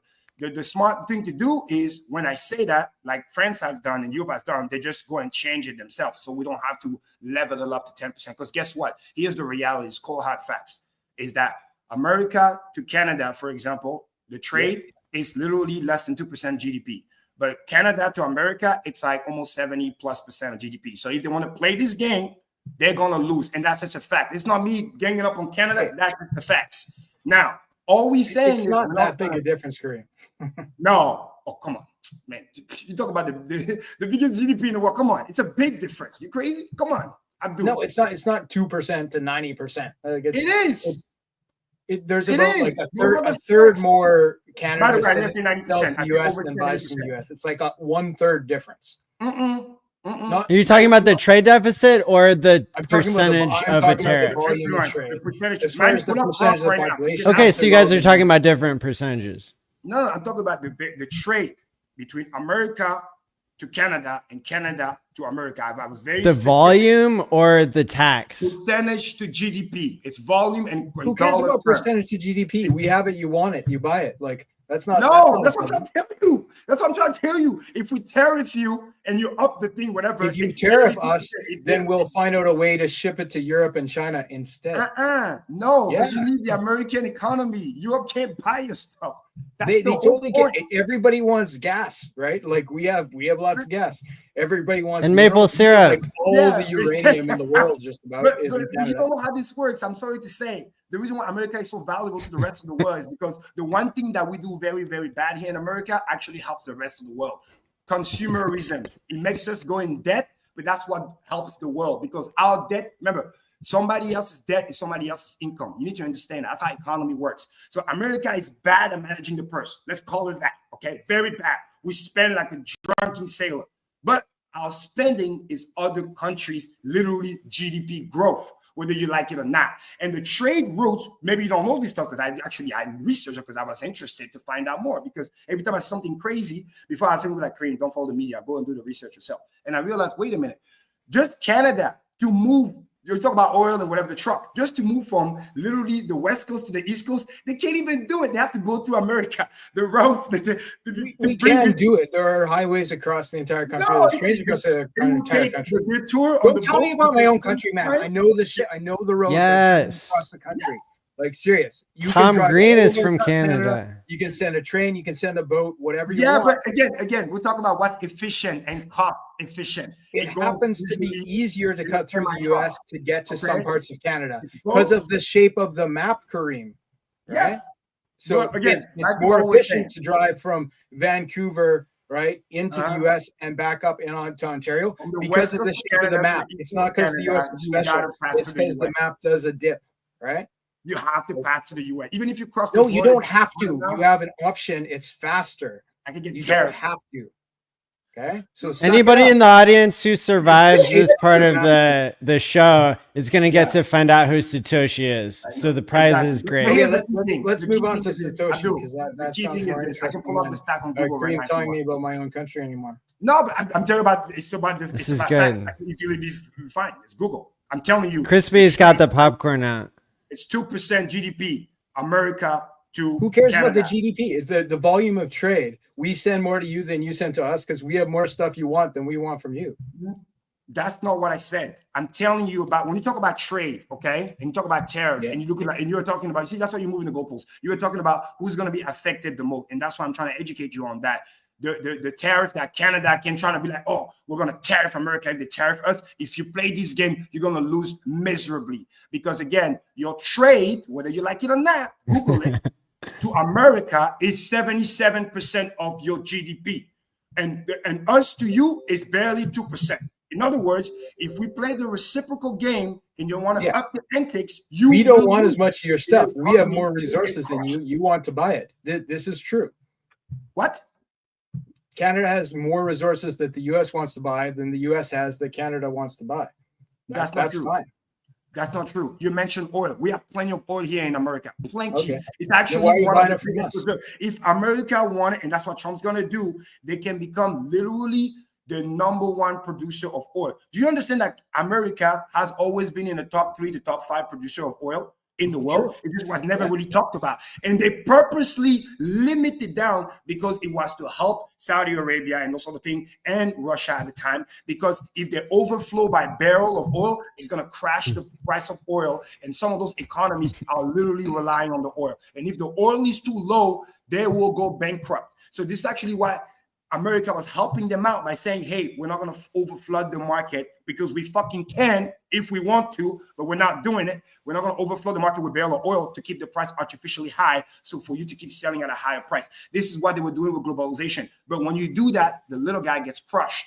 Big corporations benefit from it. They make deals. And Trump is saying, the heck with that. We're going to unleash everything because we have inflation that we have to deal with. So we're going to keep the price as low as possible because that's the fastest way to attack inflation. You lower the price of gas because guess what?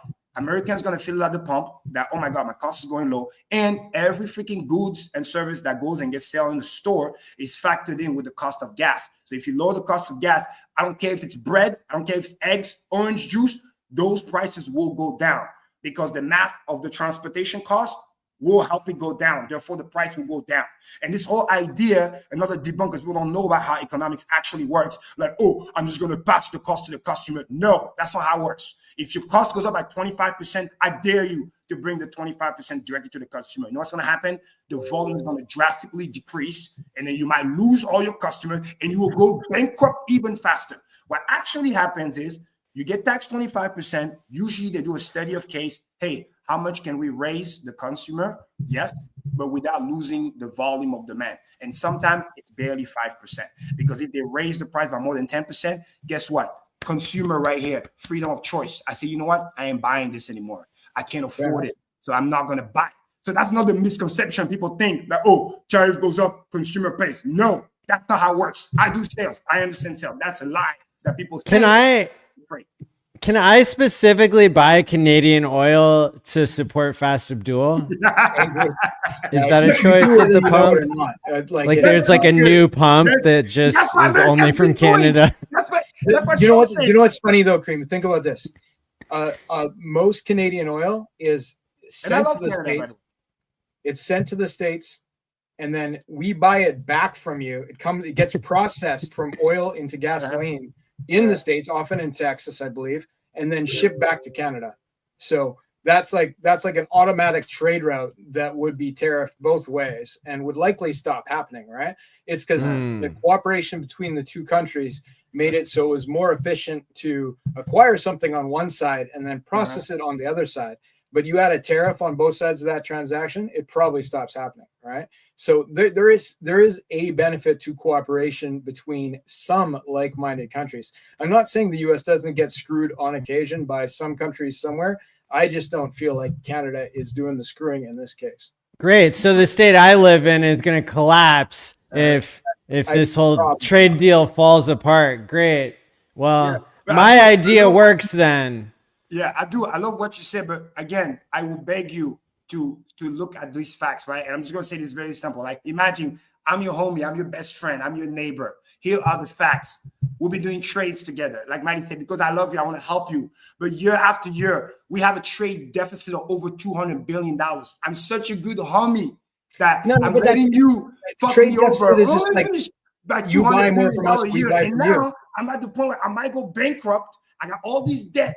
I'm trying to restructure my shit so I don't go out of business. And I just find out that I got this big trade deficit. And all I'm asking you is just to straighten up to zero. And you make it look like I'm a bad friend when all these years I've been subsidizing you. The only other places that we have this big of a trade deficit, literally, is like with states. Like Canada alone is over $200 billion. Let me make that. Let me bring a parallel. But like, why is it a problem to have a trade deficit? No, hold on. Like, you're way bigger than us. We have more stuff. You buy our stuff. Like, how's that a problem? Listen to this. The entire European Union.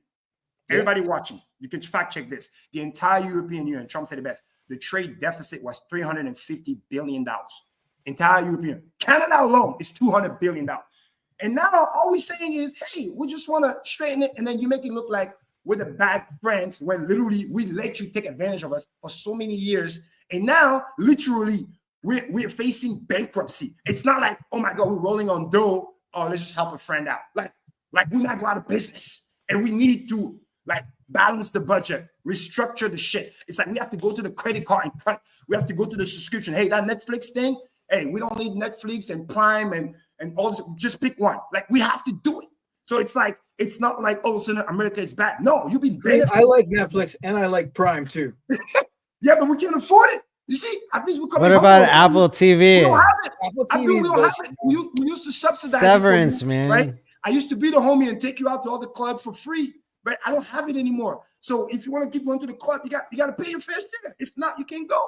That doesn't make me a bad person. It just means like, we can't pay for it anymore. Well, Let's revisit this in 6 months. We got 747 people sitting on the edge of their seats. I'm not sure if it's because they want to find out what happens in 6 months with the trade war, or that they want to know who is Satoshi.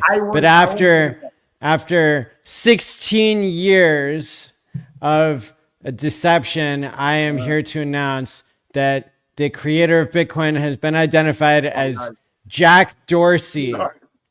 So Jack Dorsey created Twitter, which is now called X, in 2006 and used the name Satoshi Nakamoto when he launched Bitcoin in 2009. The list of evidence is a mile long. And if you read my tweet and then you made like a dumbass comment below it, it's probably because you didn't look at the thing I was quote tweeting that actually has all the evidence that Jack Dorsey is Satoshi. I was making a post that helps people who already understand Bitcoin to be able to figure out what Hex is and to onboard them into Hex. So if all you did was read the headline of my tweet and then post something dumb below it, that's on you. If you read my whole tweet and posted something dumb below it, that's on you again. But if you actually want to know how to like use Twitter, when somebody's quote tweeting something, you go and you click on the quote tweeted thing and you assess that, and then you can read the other piece too. But basically, in theory, I read the whole thing, Matty, but right. I don't know. But hey, listen, it looks plausible, but I don't know. I don't know if it is or isn't, but honestly, does it matter?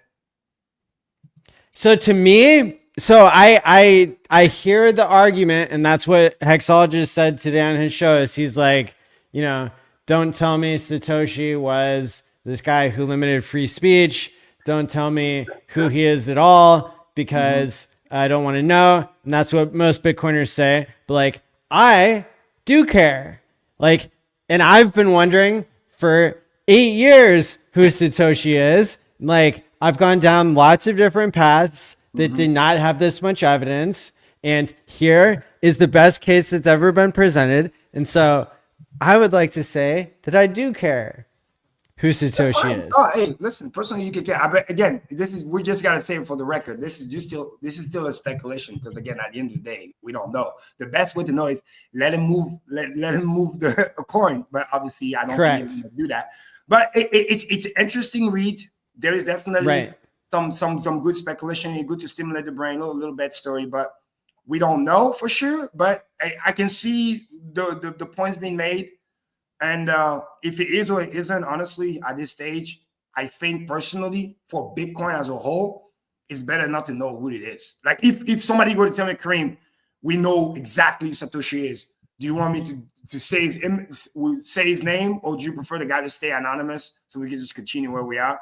I think for the not detrimental of the coin or whatever, it's better that the person stays anonymous. That's just my humble opinion. Bitcoin has been hijacked. We need to expose the history of it, and we need to get people into a better Bitcoin, which is called Hex. There you go. I've heard of this.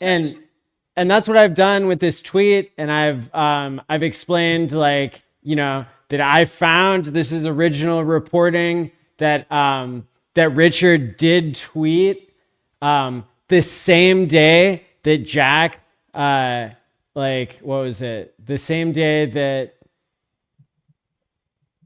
so Jack leaves Twitter.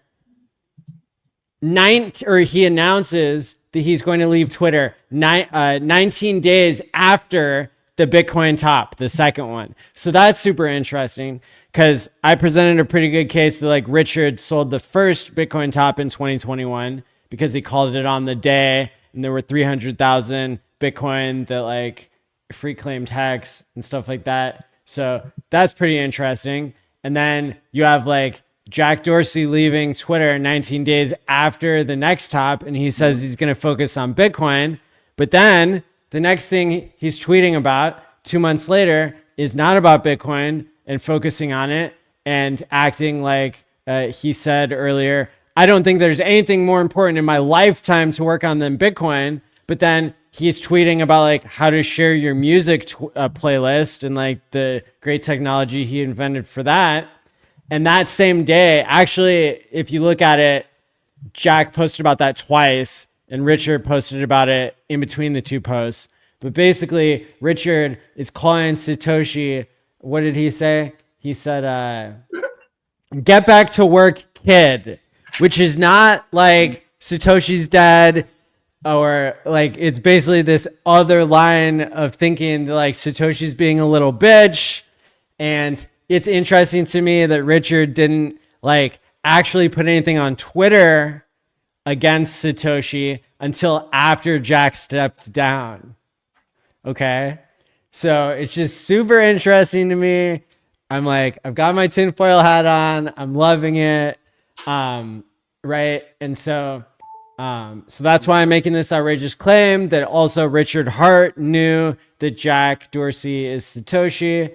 Because it certainly seemed like it from the timeline. And then, you know, then I'm questioning, like, Jack's honesty and saying he's never sold Bitcoin, and this whole narrative of Bitcoiners, because that matters if a guy who has $100 billion worth of Bitcoin, who's in the top 20 richest people in the world and could have even more Bitcoin in other wallets, if he has sold versus hasn't sold Bitcoin, that matters. Jack Dorsey has sold Bitcoin.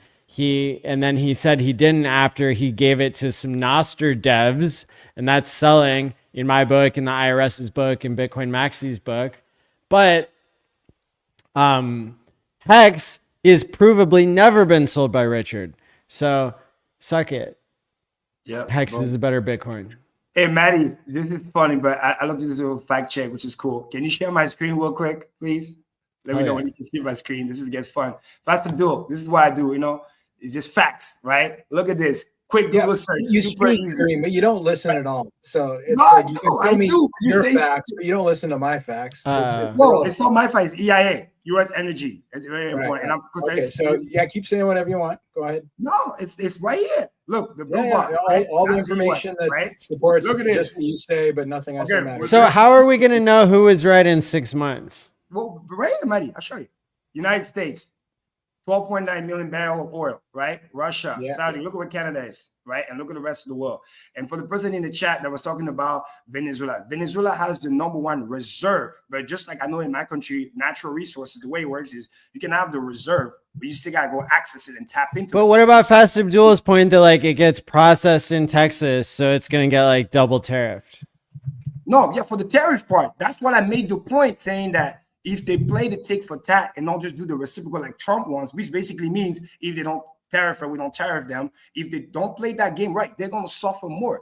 It makes my point because, again, it travels in the U.S., it gets refined in the U.S., it goes back to Canada, but even when they move it from East Coast to West Coast and vice versa, it passes through the U.S., which means when you pass through the border, it does. But you know what's being talked about now is finishing the pipeline across Canada, which was redundant when we could pass to the US. But So it hasn't like been done. we will And I'm counter also- these things internally with just having a pipe that goes across the whole country, right? So Like US has on the actually, table. as the facts are showing here, since 2019, actually here 2018, US has been the #1 producer of crude oil in the world. But again, US is also a heavy consumer. That's Exactly. why the illusion is, hold on, the illusion is, oh, Saudi this or Russia. The reality is no. And that, by the way, that was also during Biden. Imagine if Trump unleashed the liquid gold. My point is that if America really, really wants to, with the reserve that it has, it can easily make this number go to 14, 15, 16 million barrel, and that will crash the price. And they'll obviously make money. They'll just flood it. And some economies like Russia, like Saudi Arabia, potentially Canada as well, are literally relying on the price per barrel to say a certain. That's why they have those special agreements to everybody calculate how much millions of barrels they're allowed to distribute per year so that the price don't crash. Because if one country oversupplies, the price crash. So if America wants, they can just mess up the game for everybody and just overproduce and then just keep. Yeah, that sounds like a real dick can't. move. Maybe you shouldn't do that. So let's talk What? about Exactly. the That's my Bitcoin point. price That's my and point. We're whether being the somebody's big gonna be guy. a dick of like And now we have creating a inflation. top. We actually, so like while this oil like like trade war stuff is like definitely interesting Toast to the two West so much. people in the audience. do. Let's Well, let's we're find gonna out have if some conversation. well, first of all, I can say here's a really easy update. GROK 3 came out last night. People say it's awesome. I haven't tried it yet. You probably haven't either. But if you pay for Twitter Premium, then you have access to it. So that's cool. Moving on. Next topic. The only one that actually really matters here is did Bitcoin fall out of the parabola? Ooh, close. Maddie is close. Should I show the chart or wait? Do we went over all the updates? You said there was 15 of them. So I think we've covered just about everything that I can think of in terms of like the top stories. We've really covered a lot tonight. Last, was it a story you want to cover before we go over the chart or? I covered the tech stuff for today. I don't nothing else new on chain that I think is of important note. Okay, Let's do some charts. Let's look at the chart. And then shout out to Franklin. Yeah, we can go to live if you want. It's funny. Let me see. Present. So the reason why it matters if like Bitcoin falls out of the parabola is that was the top signal that Richard used like last cycle, and Kareem like mapped onto it pretty well.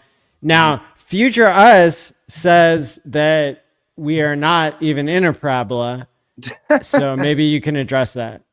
Yeah. Well, the main thing, and I want to apologize, is I got too many indicators, so it's hard for me to add the parabola indicator. It's not showing up. But basically, it goes back to what I was talking about last week. Maddie, can you see the screen? Yes. Okay, cool. So right here, what we have here on the weekly chart here, and sorry, let me zoom in this for because we have the VPVR, which is important too. It's like I said, Bitcoin's just been dancing around this zone. People are getting liquidated left and right. It's just so sad to watch, right? You know what I mean? Short getting wrecked, long getting wrecked. We're not really going anywhere. But because again, there's a lot of buying, but there's a lot of selling in this zone. So I think what's dangerous in here is that it has entered the Gosling channel over here. But usually every time you stick around like here and it doesn't bounce and re-enter, usually it wants to go to the middle and then lower down. And the problem is if that were to happen, again, I'm not saying it's going to happen. I'm just saying if that were to happen, it would definitely be falling out of the parabola, because if I were just to do this, I'm looking parabola, if I were from the bottom down to 15K, and then after this angle here, we have to stay basically where we are and then continue upward and then go into usually the blow off top and hit that target of 130,000 plus. If Bitcoin re-entered here and goes to the 80K, I know there's a CME gap somewhere around 79,000 and whatever. If that were to happen, it will basically break the parabola, even though it could literally bounce out of here. But the problem is when we saw that last time, this is what ended up happening. It goes here. It bounced. People say, oh, it's going to make a new top. And then you start making just lower highs, and boom. Another thing, too, I invite everybody to put on their chart. And again, I apologize. I got too many indicators. I cannot add it. But on the weekly chart, which is what I prefer, Bitcoin has actually printed a bearish diversion. Yes, I hate to say it. there's a bearish divergence on the weekly chart. If you look at the price and the RSI, so when you had the RSI here, we made a high here, and then we made a higher high over here, but then we actually made a lower high on the RSI. So there's a massive bearish divergence on the weekly chart. Again, not 4 hours, not daily, weekly chart. Now, we can still break out of that and then with the stochastic RSI and make another push, but keep an eye on it, especially towards the end of the month and the beginning of March. Hopefully spring comes in and we get that last push. But the way I'm looking at it, just like I've been telling you guys since last week, is that the more we stay here, the probability increase. Last week, I told you guys it's basically 50-50. Nothing really changed, so we stay here. This week, I'm here to tell you, again, I'm not the bearer of bad news, but I'm just letting you guys know. Right now, it's 65% bad, 35% good. Why? Because the longer we go sideways, for people who don't understand the law of growth, right? The moment you stop growing, you start dying. That's it. Sideways is down. Because why are you not going up? That means you're running out of steam. Why are you running out of steam? That means you're getting heavy. If you're getting heavy, most likely you're going to dump. Michael Saylor will be doing crazy market buys here that we hear about week over week, but the price is not really pumping because there's more people selling than people buying. Another fun fact that I studied the last 2 days is usually when we have the weekend selling to the strong hand, you end up saying the short-term holder diminishing and then the long-term holder increasing. Now we start to see a little bit of the opposite, which is usually a sign of like near a top, which is the long-term holder are starting to unload bag and then the short-term holder are picking that up. Basically, oh, I'm just going to long and then buy the dip. And then you keep buying the dip that keeps on dipping, that keeps on dipping. So keep an eye on that. But by basically March or mid-March, the fate of Bitcoin will be sealed. In other words, if we don't get out of here within the next month and we keep going sideways, I hate to say it, but it becomes the beginning of the end. Now, also when you zoom in on the daily, and I hate to say it, but I've seen this before. This looks like the Wyckoff distribution pattern. I mean, it's almost PTSD. I see fractals everywhere. So for those who don't know, let me just type it in here for everybody to see because I've seen it too many times. So now, like, once I start looking at it, I'm like, okay, no, this is the accumulation one at the bottom, and then Wyckoff distribution is this one right here. Okay, look at this or look at this right here, and then look at this. This is Bitcoin price. So let me do this. Boom. Let me see if I can make it bigger. Hold on a second. Come on. Oh, come on. Well, anyway, I'm just gonna put it like that, a little side by side, right? Imagine it's the same. It's bro. It just my eyes are so good with those. I've seen them too many times. Like, wow. After we got burned the first time, this is how I always tell you guys. It's like making a mistake is not an issue. Making the same mistake over and over, that's when it's bad. It's when something bad happened, and print that into your brain and learn from it. What does this look like? That looks like here, initial point. Then we're doing the dance, right? And then we do a little fake higher highs every couple of times. But then once we look like we're about to go, then we get stopped. And then what most likely can happen is to complete this, we might have another one or two little ones like this, which is we might get a little pump, then a little pump, but then we're going to go. Because another thing that failed is like we're below the 50 moving average, on the daily. And usually when you lose that as support, usually what does happen? You start going to the 200, which obviously is down, but it's rising fast. But by the time we get to April, it could literally go and find and look the 90K. And at that point, if we lose that 91,000, the line in the sand, another pattern start to show, which is bad, which adds to the distribution pattern, which is M formation right here, right here. And the moment we break this over here, you're going to see the short's going to come in hard. Now, one more time. The pattern is telling you what is happening. This is what we love about this show here. We're not telling you with certainty what's going to happen. We're telling you it's like playing poker or playing blackjack.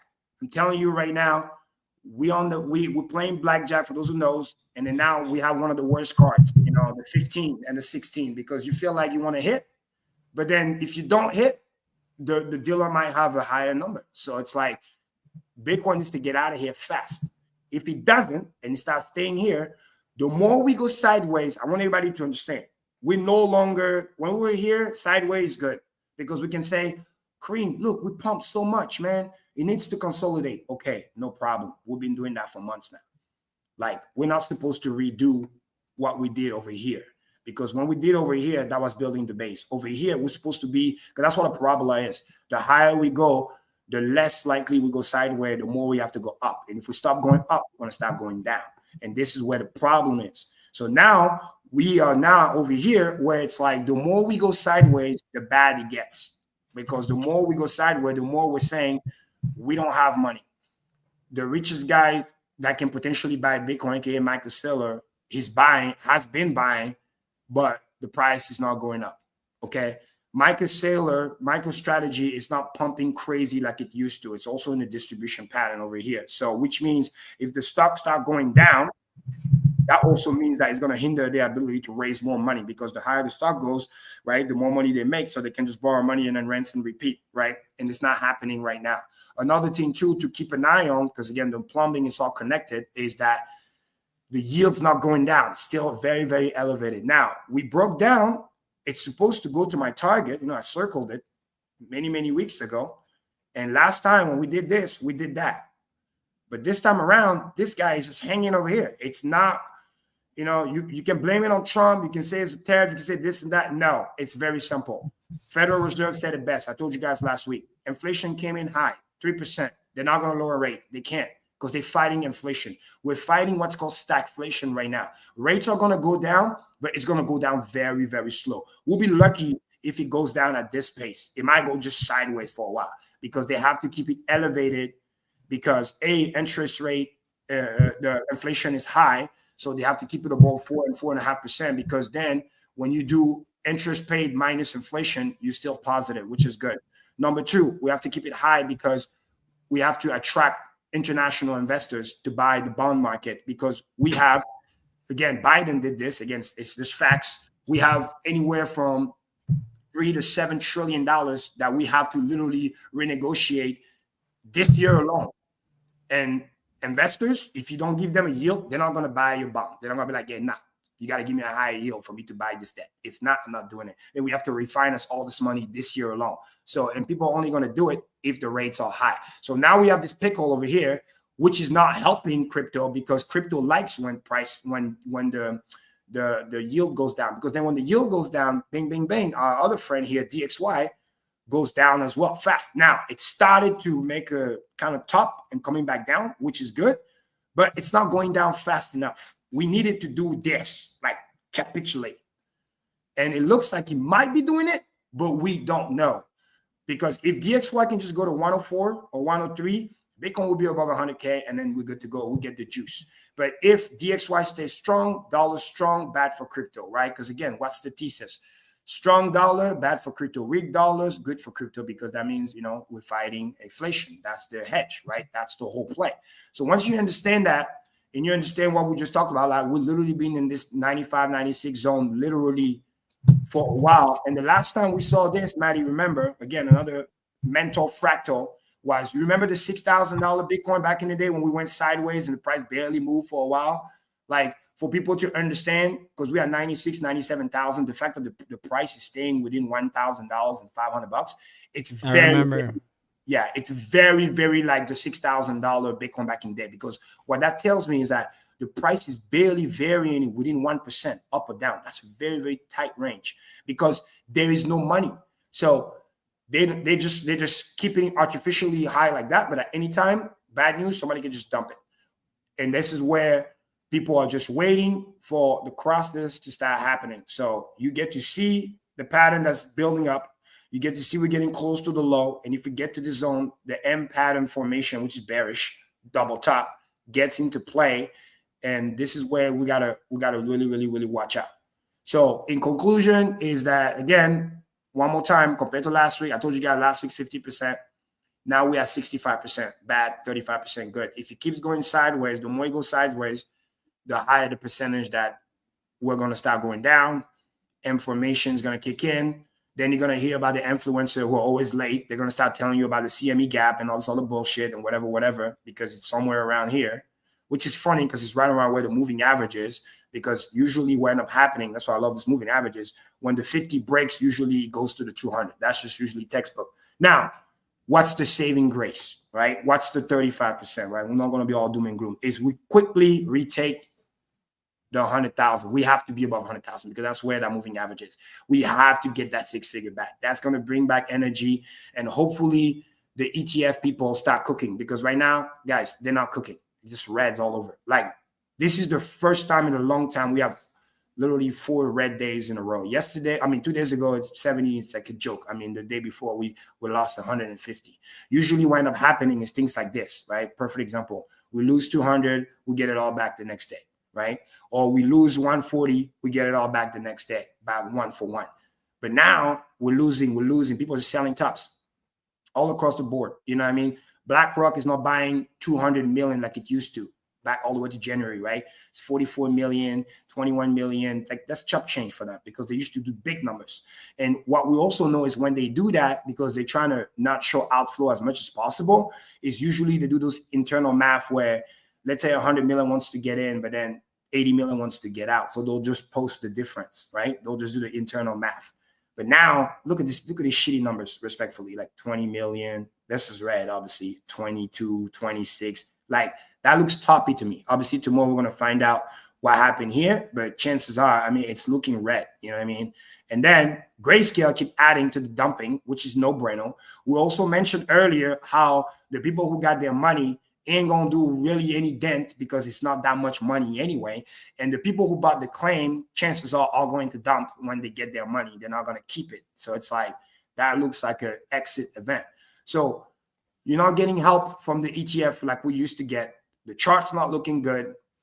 So it's like, be very, very worried. And yeah, I mean, the silver lining is if it goes lower, then hey, for those who buy Bitcoin, you get to buy Bitcoin.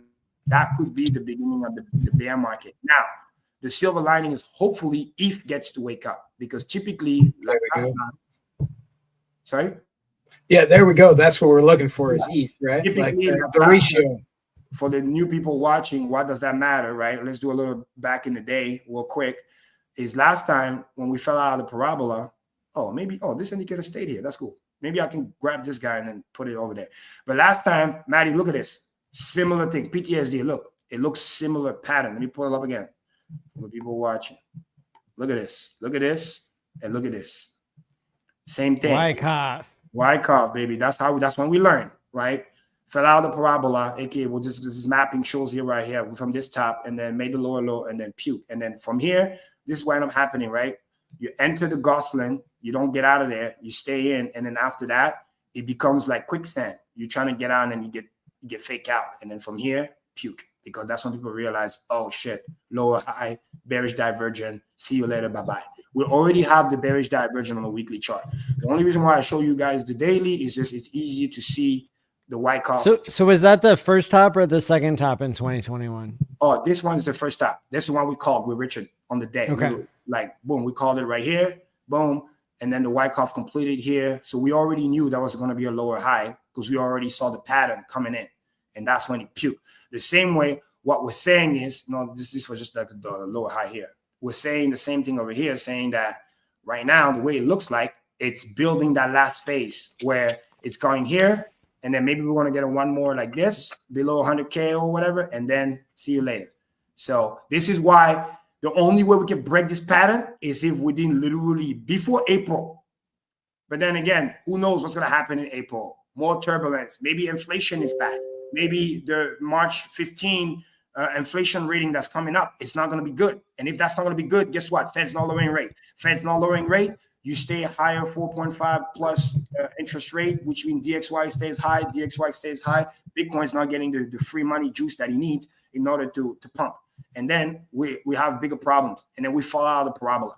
So the silver lining is, well, Kareem, if we're going to fall out of the parabola, what's our next move, right? Our next move is, compared to last time, when that happened last time, the move was, we knew this was the top. So when we were getting that last bounce, we were rotating our money into ETH. And typically, this is our silver lining. Let me go back to the weekly chart real quick. ETH has basically, it looks like it's painting the same picture of here, where it's like, He made the dragonfly doji. Look at that long wick, recovers. This is weekly chart, back-to-back green. We haven't had back-to-back green in a long time. That's really good. The VBVR is showing strong support below where the price is, because the price is here.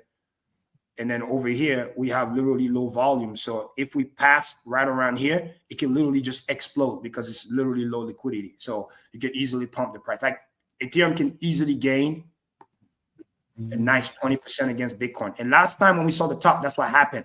Because when we had the top, this is when Ethereum went on a ramp. Last time for the previous cycle, let me show it to people who missed it, right around here.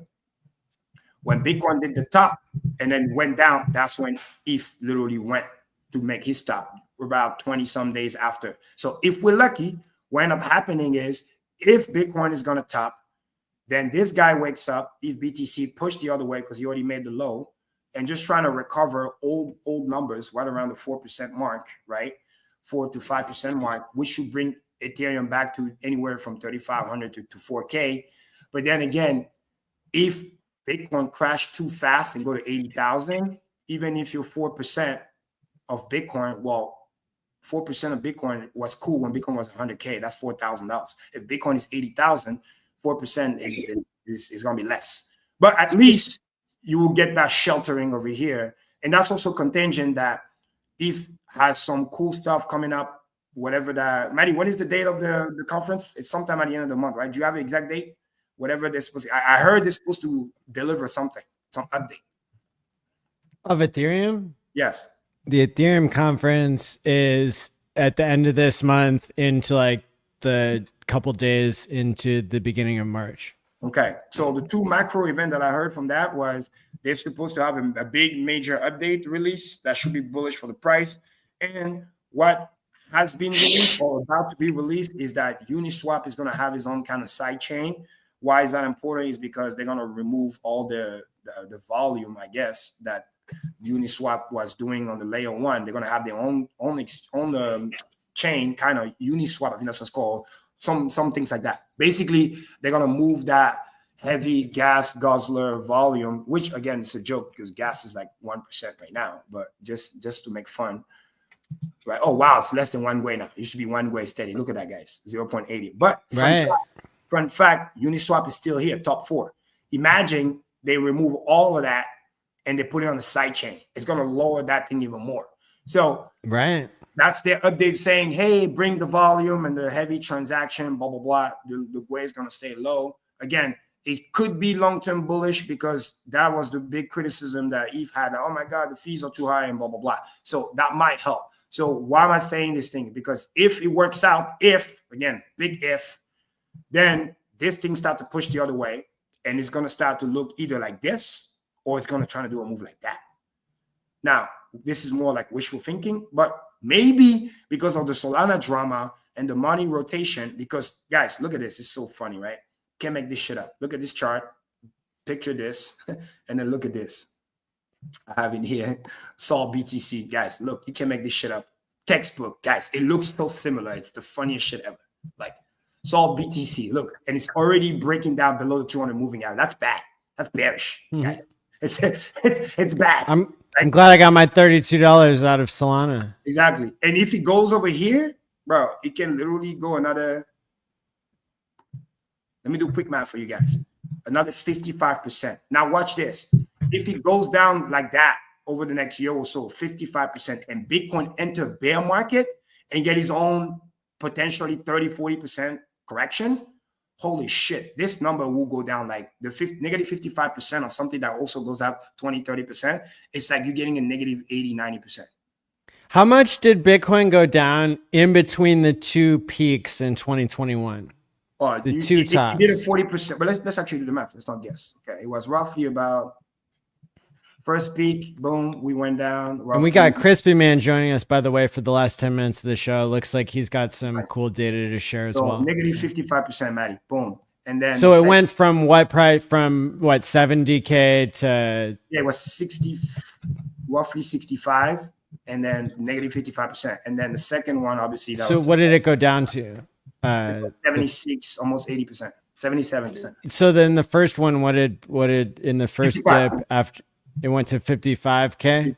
No. 55. Oh, what price? It went from roughly 65,000 all the way down to 30K. It was Okay.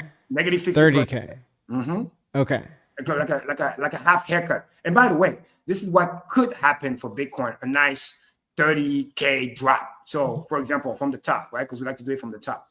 Boom. The top here, if it goes just by the way, which is technically bullish because he just hit where the moving averages, that'll be a negative 31%, 75,000, close the CME gap.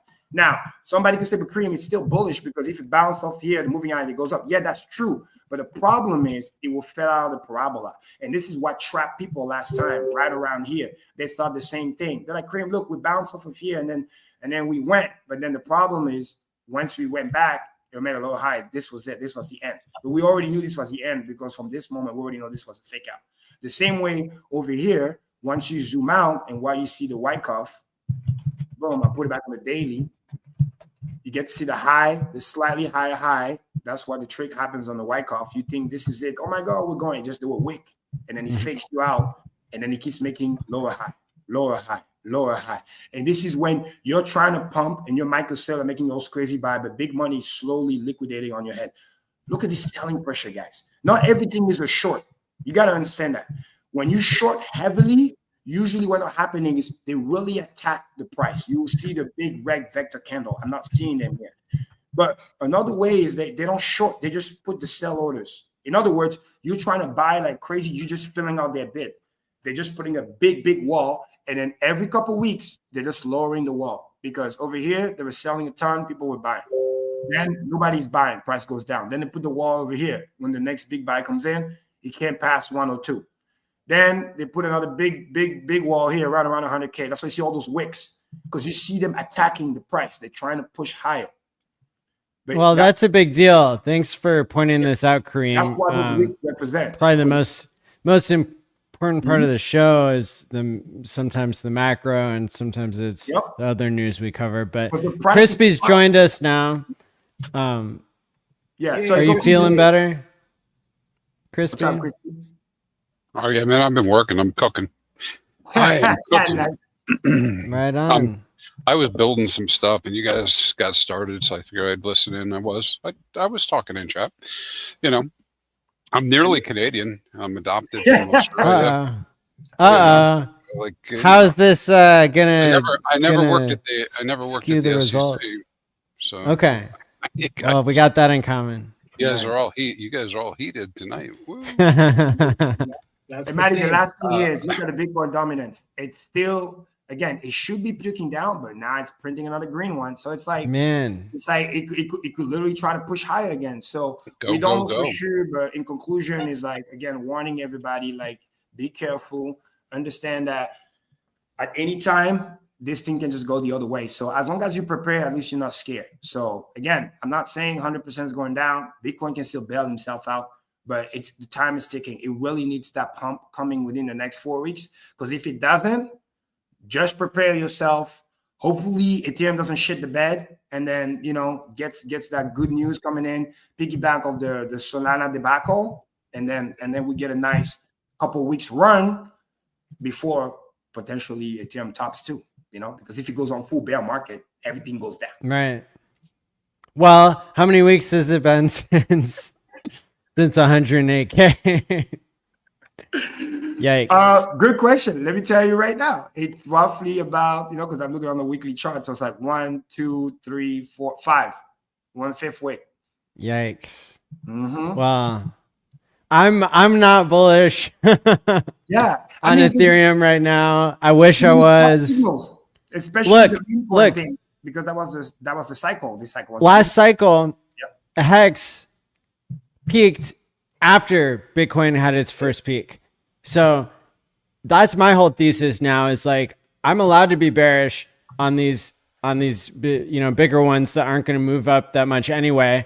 And we've had this 2 to 4 day pattern of the OA acting. I guess that's the other thing that's in the title that the OA moves that we haven't covered is there was a tiny adjustment to ink about 4 days ago or something. So So the OA had lowered the ink inflation 10x, No.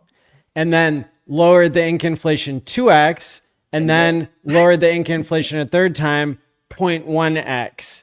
And my argument was maybe that is more about the rhythm of the hex staking and the ink changes, and Triple increment. Yep. one of these 2 to 4 day periods, we're going to get a judge weighing in on things, and then maybe the OA starts buying, or some other actions happen that blow our minds. I would love that. Or maybe the pattern breaks down and it was, it's not to be continued. But I probably had my best episode ever of Hex Therapy Live on this past Thursday, where I went over like 14 different or 15 different suggestions for the OA of different things that could be done to improve the ecosystem.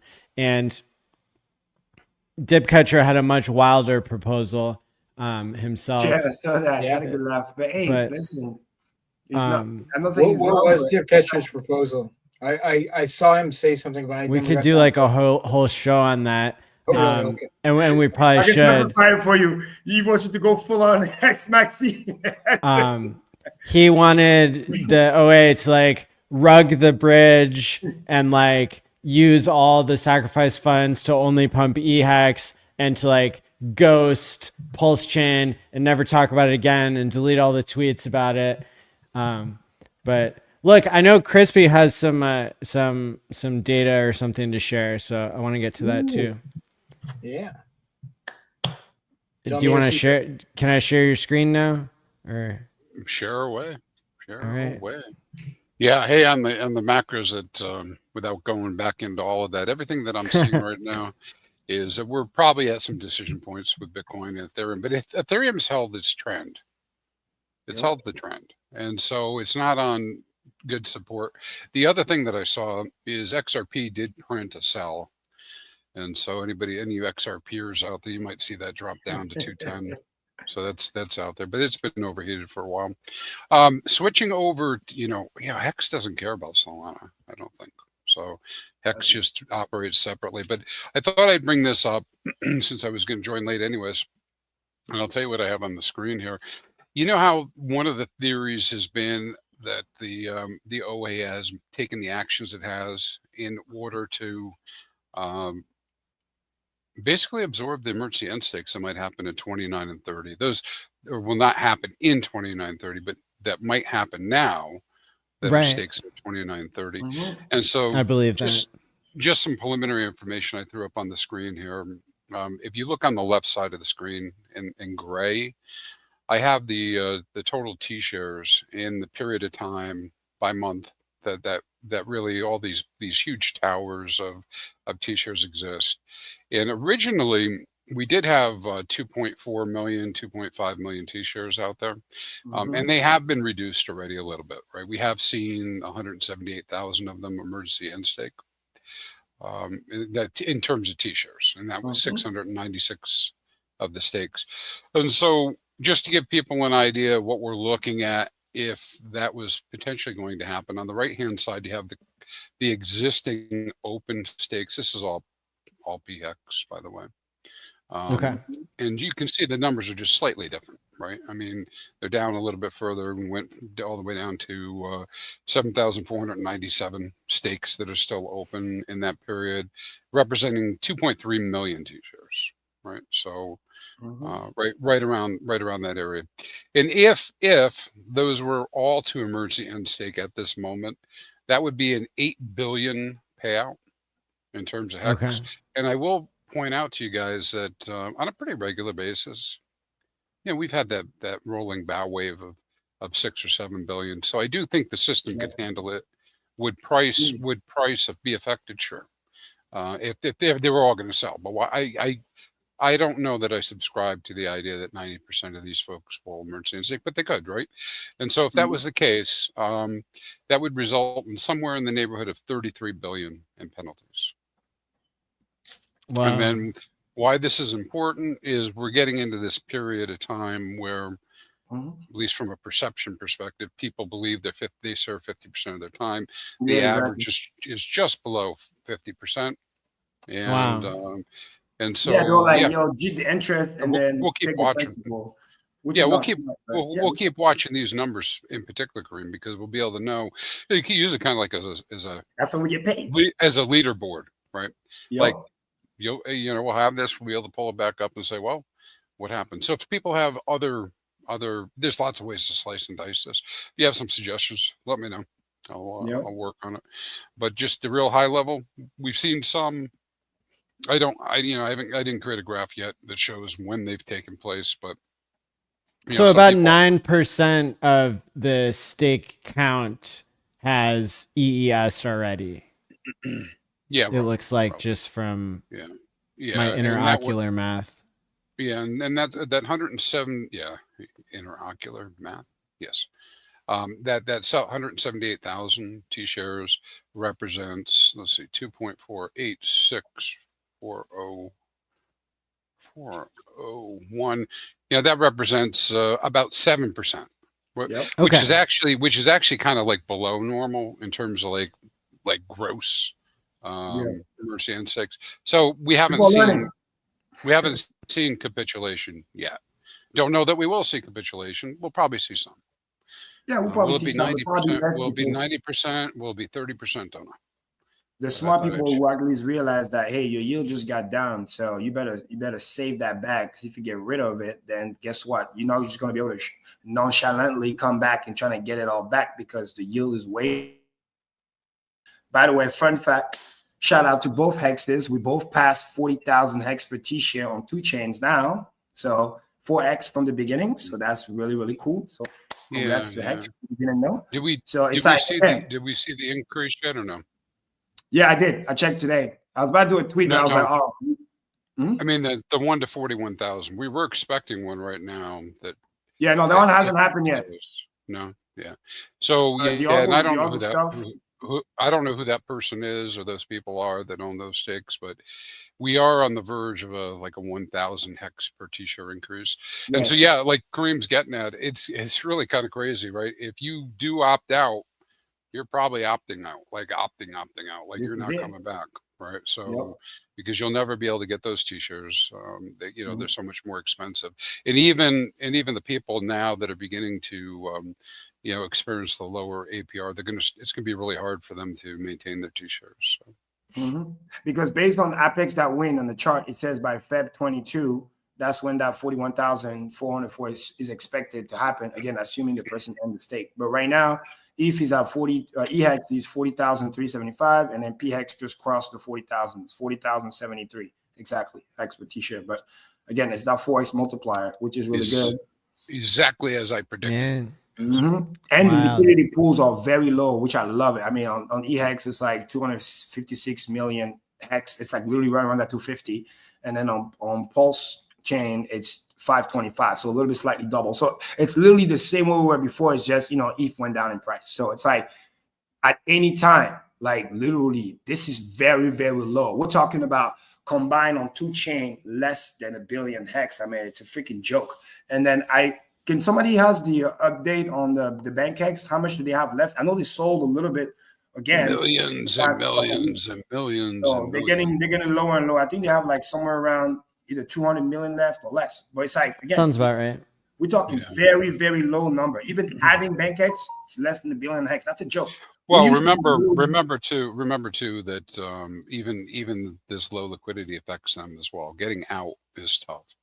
Right, because the lower the liquidity, the higher the slippage they're going to take if they do want to get out, and so it could create if they try to do it all at once, it would create quite a stabbing kind of a wick, right? If we had a VIX on Hex, that would be the coolest chart to see. Multi index, because it's like the wreckage is just epic. I just love it. Yeah, I forget where I said it. It was last week I think it was last week we were talking about prices and somebody was asking about prices. And so I should clarify for everybody. I'm not saying Hex is going to $5 or $10. What I'm saying is Hex can do anything. So I mean, it can go to any number. It's really going to be dependent on the holders and when they decide to G it out, right? Because the setup that that Kareem just mentioned, that's not very much, right? I mean, the community could buy all of that if they chose to. They wouldn't want to, right? Why take the slippage? But they could buy all of it. So if there is a reason to buy Hex and not to sell it, which is kind of how things work, right? During the euphoria, any price is possible. So I really think that TA is going to go out the window in terms of that. And what it really becomes is psychological levels. I think that people are going to sell before it gets back to all-time high. So I'm going to sell. I don't think we can get past $1. So at 90 cents, I'm going to sell. This is why you pick whatever number you want to pick. $5 is too high, so I'm selling at $3. But if the majority of people don't agree with you in terms of the Hex that they have, then they'll just keep going up. I mean, it's really it's going to be pretty insane because it could go the other way too. Maybe we're all a bunch of pusses. We're not going to hold. We're all going to sell. I don't know. Another friendly reminder. I remember the days where literally, especially for EHEX, where back in the day where the price was where it was that now, the 003 area, 004, which is right after, Godwell got in and I got in roughly. It's like, I remember the pool having, because Firebond literally was the first one that created that app, that Uniswap, that whatever, we could see the chart because he literally just made that. Hex.vision. Hex.vision, that was so fire. And literally, we used to have billions, literally 1.2 to 1.5 billion Hex just sitting around in the pool, a lot of volume, and the price was still doing crazy volatility. So just imagine how we're in similar price points, especially for EHEX, and the pool has literally 5 times less token. Like, I think people don't realize how crazy that is. Like, you can literally just wake up, somebody just put 10 million in this thing, and it just goes. And it's like, huh? And people are going to be like, why is the price going so high, so fast? What just happened? Is boom. Same thing on the PHEX side. Last time I checked, we were around 10 cents, 5 to 10 cents when we had about 500 million in the pool, because also to make the liquidity thick enough so that you could sell, $500,000, $1 million and have 5% slippage. So it's like those prices are literally based on just the Hex in the pool. It's so low that anytime, let's say Ethereum decides to stop pumping a little bit, just the ratio trading will make the price go higher. And then somebody just change the pair a little bit, add a little more liquidity, market buys it, and then you get left behind. Couple that, share rate has increased now 4 times. And if you're trying to play Ninja and then emergency end stake, lose half your stack, which is stupid because actually mathematically, if you have a long-term stake, that's what we're talking about, 10-year plus, like I showed on the Dream account the other week, it's like you're not losing 50%. That's not true. You're losing 80%. Because if you add all the yield you've been getting and all the emergency end stake that you collect from other people, let's say I show an example where 2 million Hex generated 8 million in interest, right? If you're fortunate to also have big payday on top of that, you also lose that. That hits you. So when you lose the principal, you lose the interest and you keep the principal, mathematically, it's like you lost 80%, 75 plus. Let's be really clear with people so they know.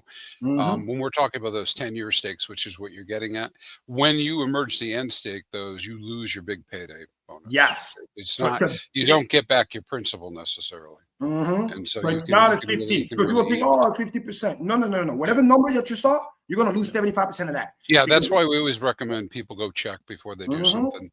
And the numbers that I showed you included removal of the big payday as being part of the penalties. That's why there's such a difference. It's only 8 billion. I say it's only 8 billion. It's a lot, right? But I mean, in the grand scheme of things, it's really not. Right. Not with the community this size. Exactly. And especially now that the yield is lower, just imagine how long it would take for you or community to collect 8 billion Hex. You're talking about, with those lower yield, you're talking about another 5 years, 7 years worth of staking for you to get that kind of money. So it's like, you better, you got some pretty big stakes, man. I don't know. All this hardship, pain that you went through over the 5 years, you're going to just give it all up like that? And you think you're just going to get it back? No. That was it. You went through suffering. Here's your payday. Literally, it's called big payday or whatever. Or even just the yield that you accumulated. If you're going to just give it all up and think you're going to just get it all back, nah. Even trading, I don't care how expert you are. There's not enough in the pool for you to even get that. So it's it's never going to happen. I think it's important to remind everybody that the use case for Hex is long-term staking ladder. And that is a perfect strategy. You don't need to be pulling it out and trading because you're going to get chopped. You're going to get chopped up. Holder. Those are the one I You ever see that salad shooter commercial? That's what it looks like, right? Yeah. Chop it up. For those who want to do the Real little test, footage if of you go to go.hex.com Yes. and you want to wonder if you will play that game, just look at whatever your principal was and think about all the interest and whatever, and then remove all that. That's what's going to mean if you end at 50%. So in the example that I use, if you did a 2 million hex stake and then you generate 8 million in yield plus big payday or whatever, you ES at 50%, you get the 2 million principal, but the 8 million is gone. So literally, you thought you had 10 million, you're gonna end up with 2. So literally, you might end up with less.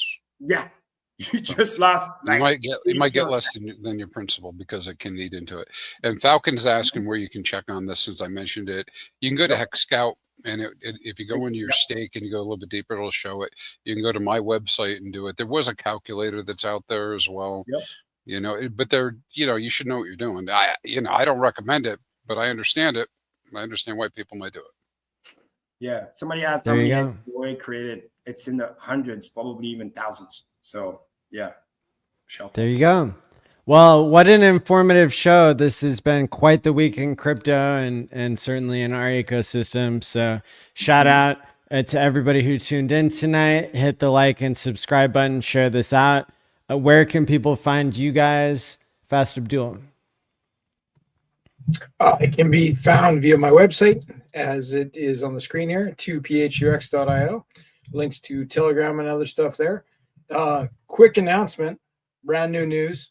I'm doing a liquidity fork for Ink. We're going to have an Ink-backed stablecoin on the Pulse chain very soon. Audits are underway. Code is done. It's coming. Congrats. Hell of a pivot.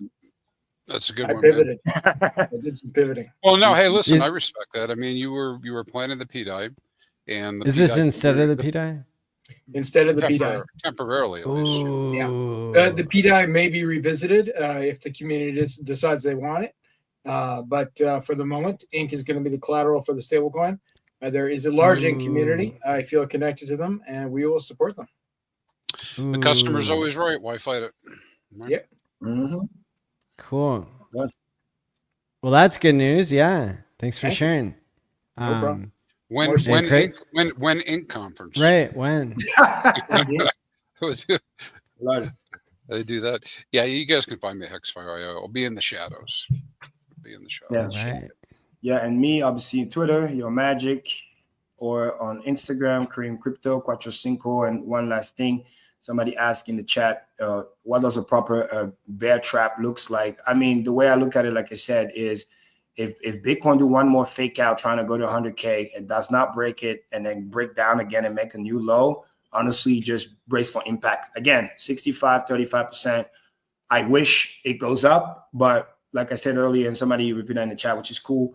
It's like, this is great advice, Kareem. It's scary, but if you are prepared, it's not that scary. So again, that's kind of what we're trying to do here, not to make people have in fear. It's just have a plan. Don't get caught deer in the headlines. You know, for those of you who may or may not be having Bitcoin or whatever it might be, like if you have a plan, you don't panic. And then, hey, that might be another buy the dip opportunity. The same way we did it last time around. We loaded up on ETH when ETH was on the dip, and then, you know, that helped us buy a lot of hex, and then we pumped it. And imagine that happens where it's well-timed, everything goes red, meme coins are destroyed, and we become the shining city again. That would be the best advertising there is, because last time it worked, and I feel like this time around, it's going to work as well. So, yeah. 74K, here we come.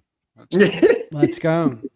Well, I streamed for like an hour and a half or 2 hours yesterday with a new streamer, a Taurus Table Talks, and had Fast Abdoul's dev on there, Yellow Cake. We had a great breakdown yesterday, so go ahead. He's actually my co-founder, not my dev. We employ other devs. Co-founder. All right. Yeah. He runs upgrade, the devs. Promoted. Indeed. Right on. Yes, that was a great stream. Check it out. On Thursday, I'm going to continue my 221-week streak of doing Thursday streaming, but I'll be out of town, so I'm going to have to figure out if I do a morning stream or kind of do it from the road or something. But so that'll be cool. And yeah, looking forward to. Okay, so to close the show, we've got another 3-minute clip from Darth Vitalik Part 2. I could only share 3 out of the 4.5 minutes because of copyright questions. But there you have it. So until next time. So like if you watch from the beginning, you'll see the first 4-minute clip of Darth Vitalik, and then you'll get to hear all of our great info that we streamed.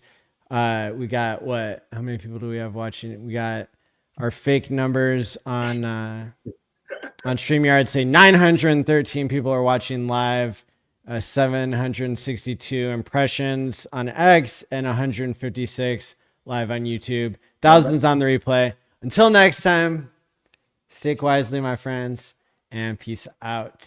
Peace. Queen, you have to help us. I'm sorry we didn't shill you, but Queen, you are our only hope.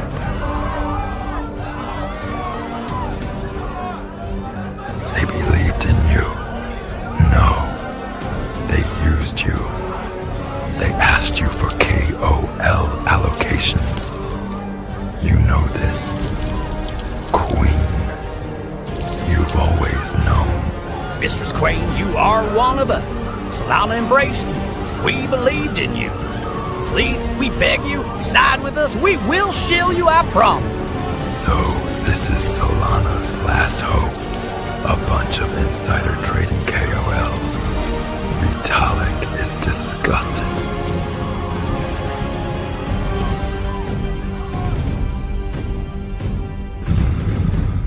Interesting.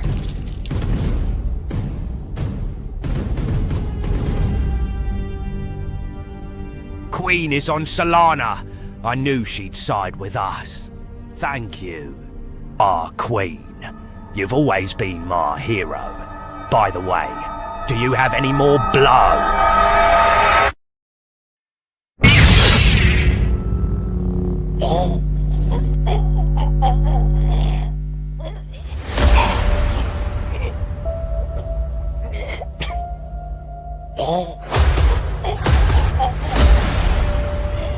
Ah, my poor boy. It seems someone doesn't know about Phase 2 yet.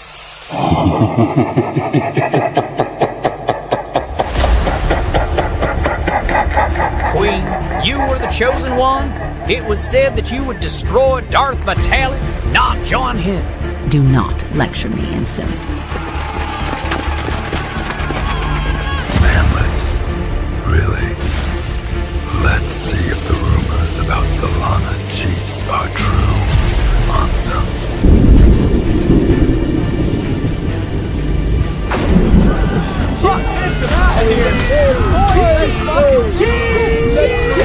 Anatoly, do something. Control the goddamn jets. Solana network congested. Please try again. If you're not with me, then you're my enemy, Ensign. Bring it. You were supposed to help us, Queen. Wag me was never real.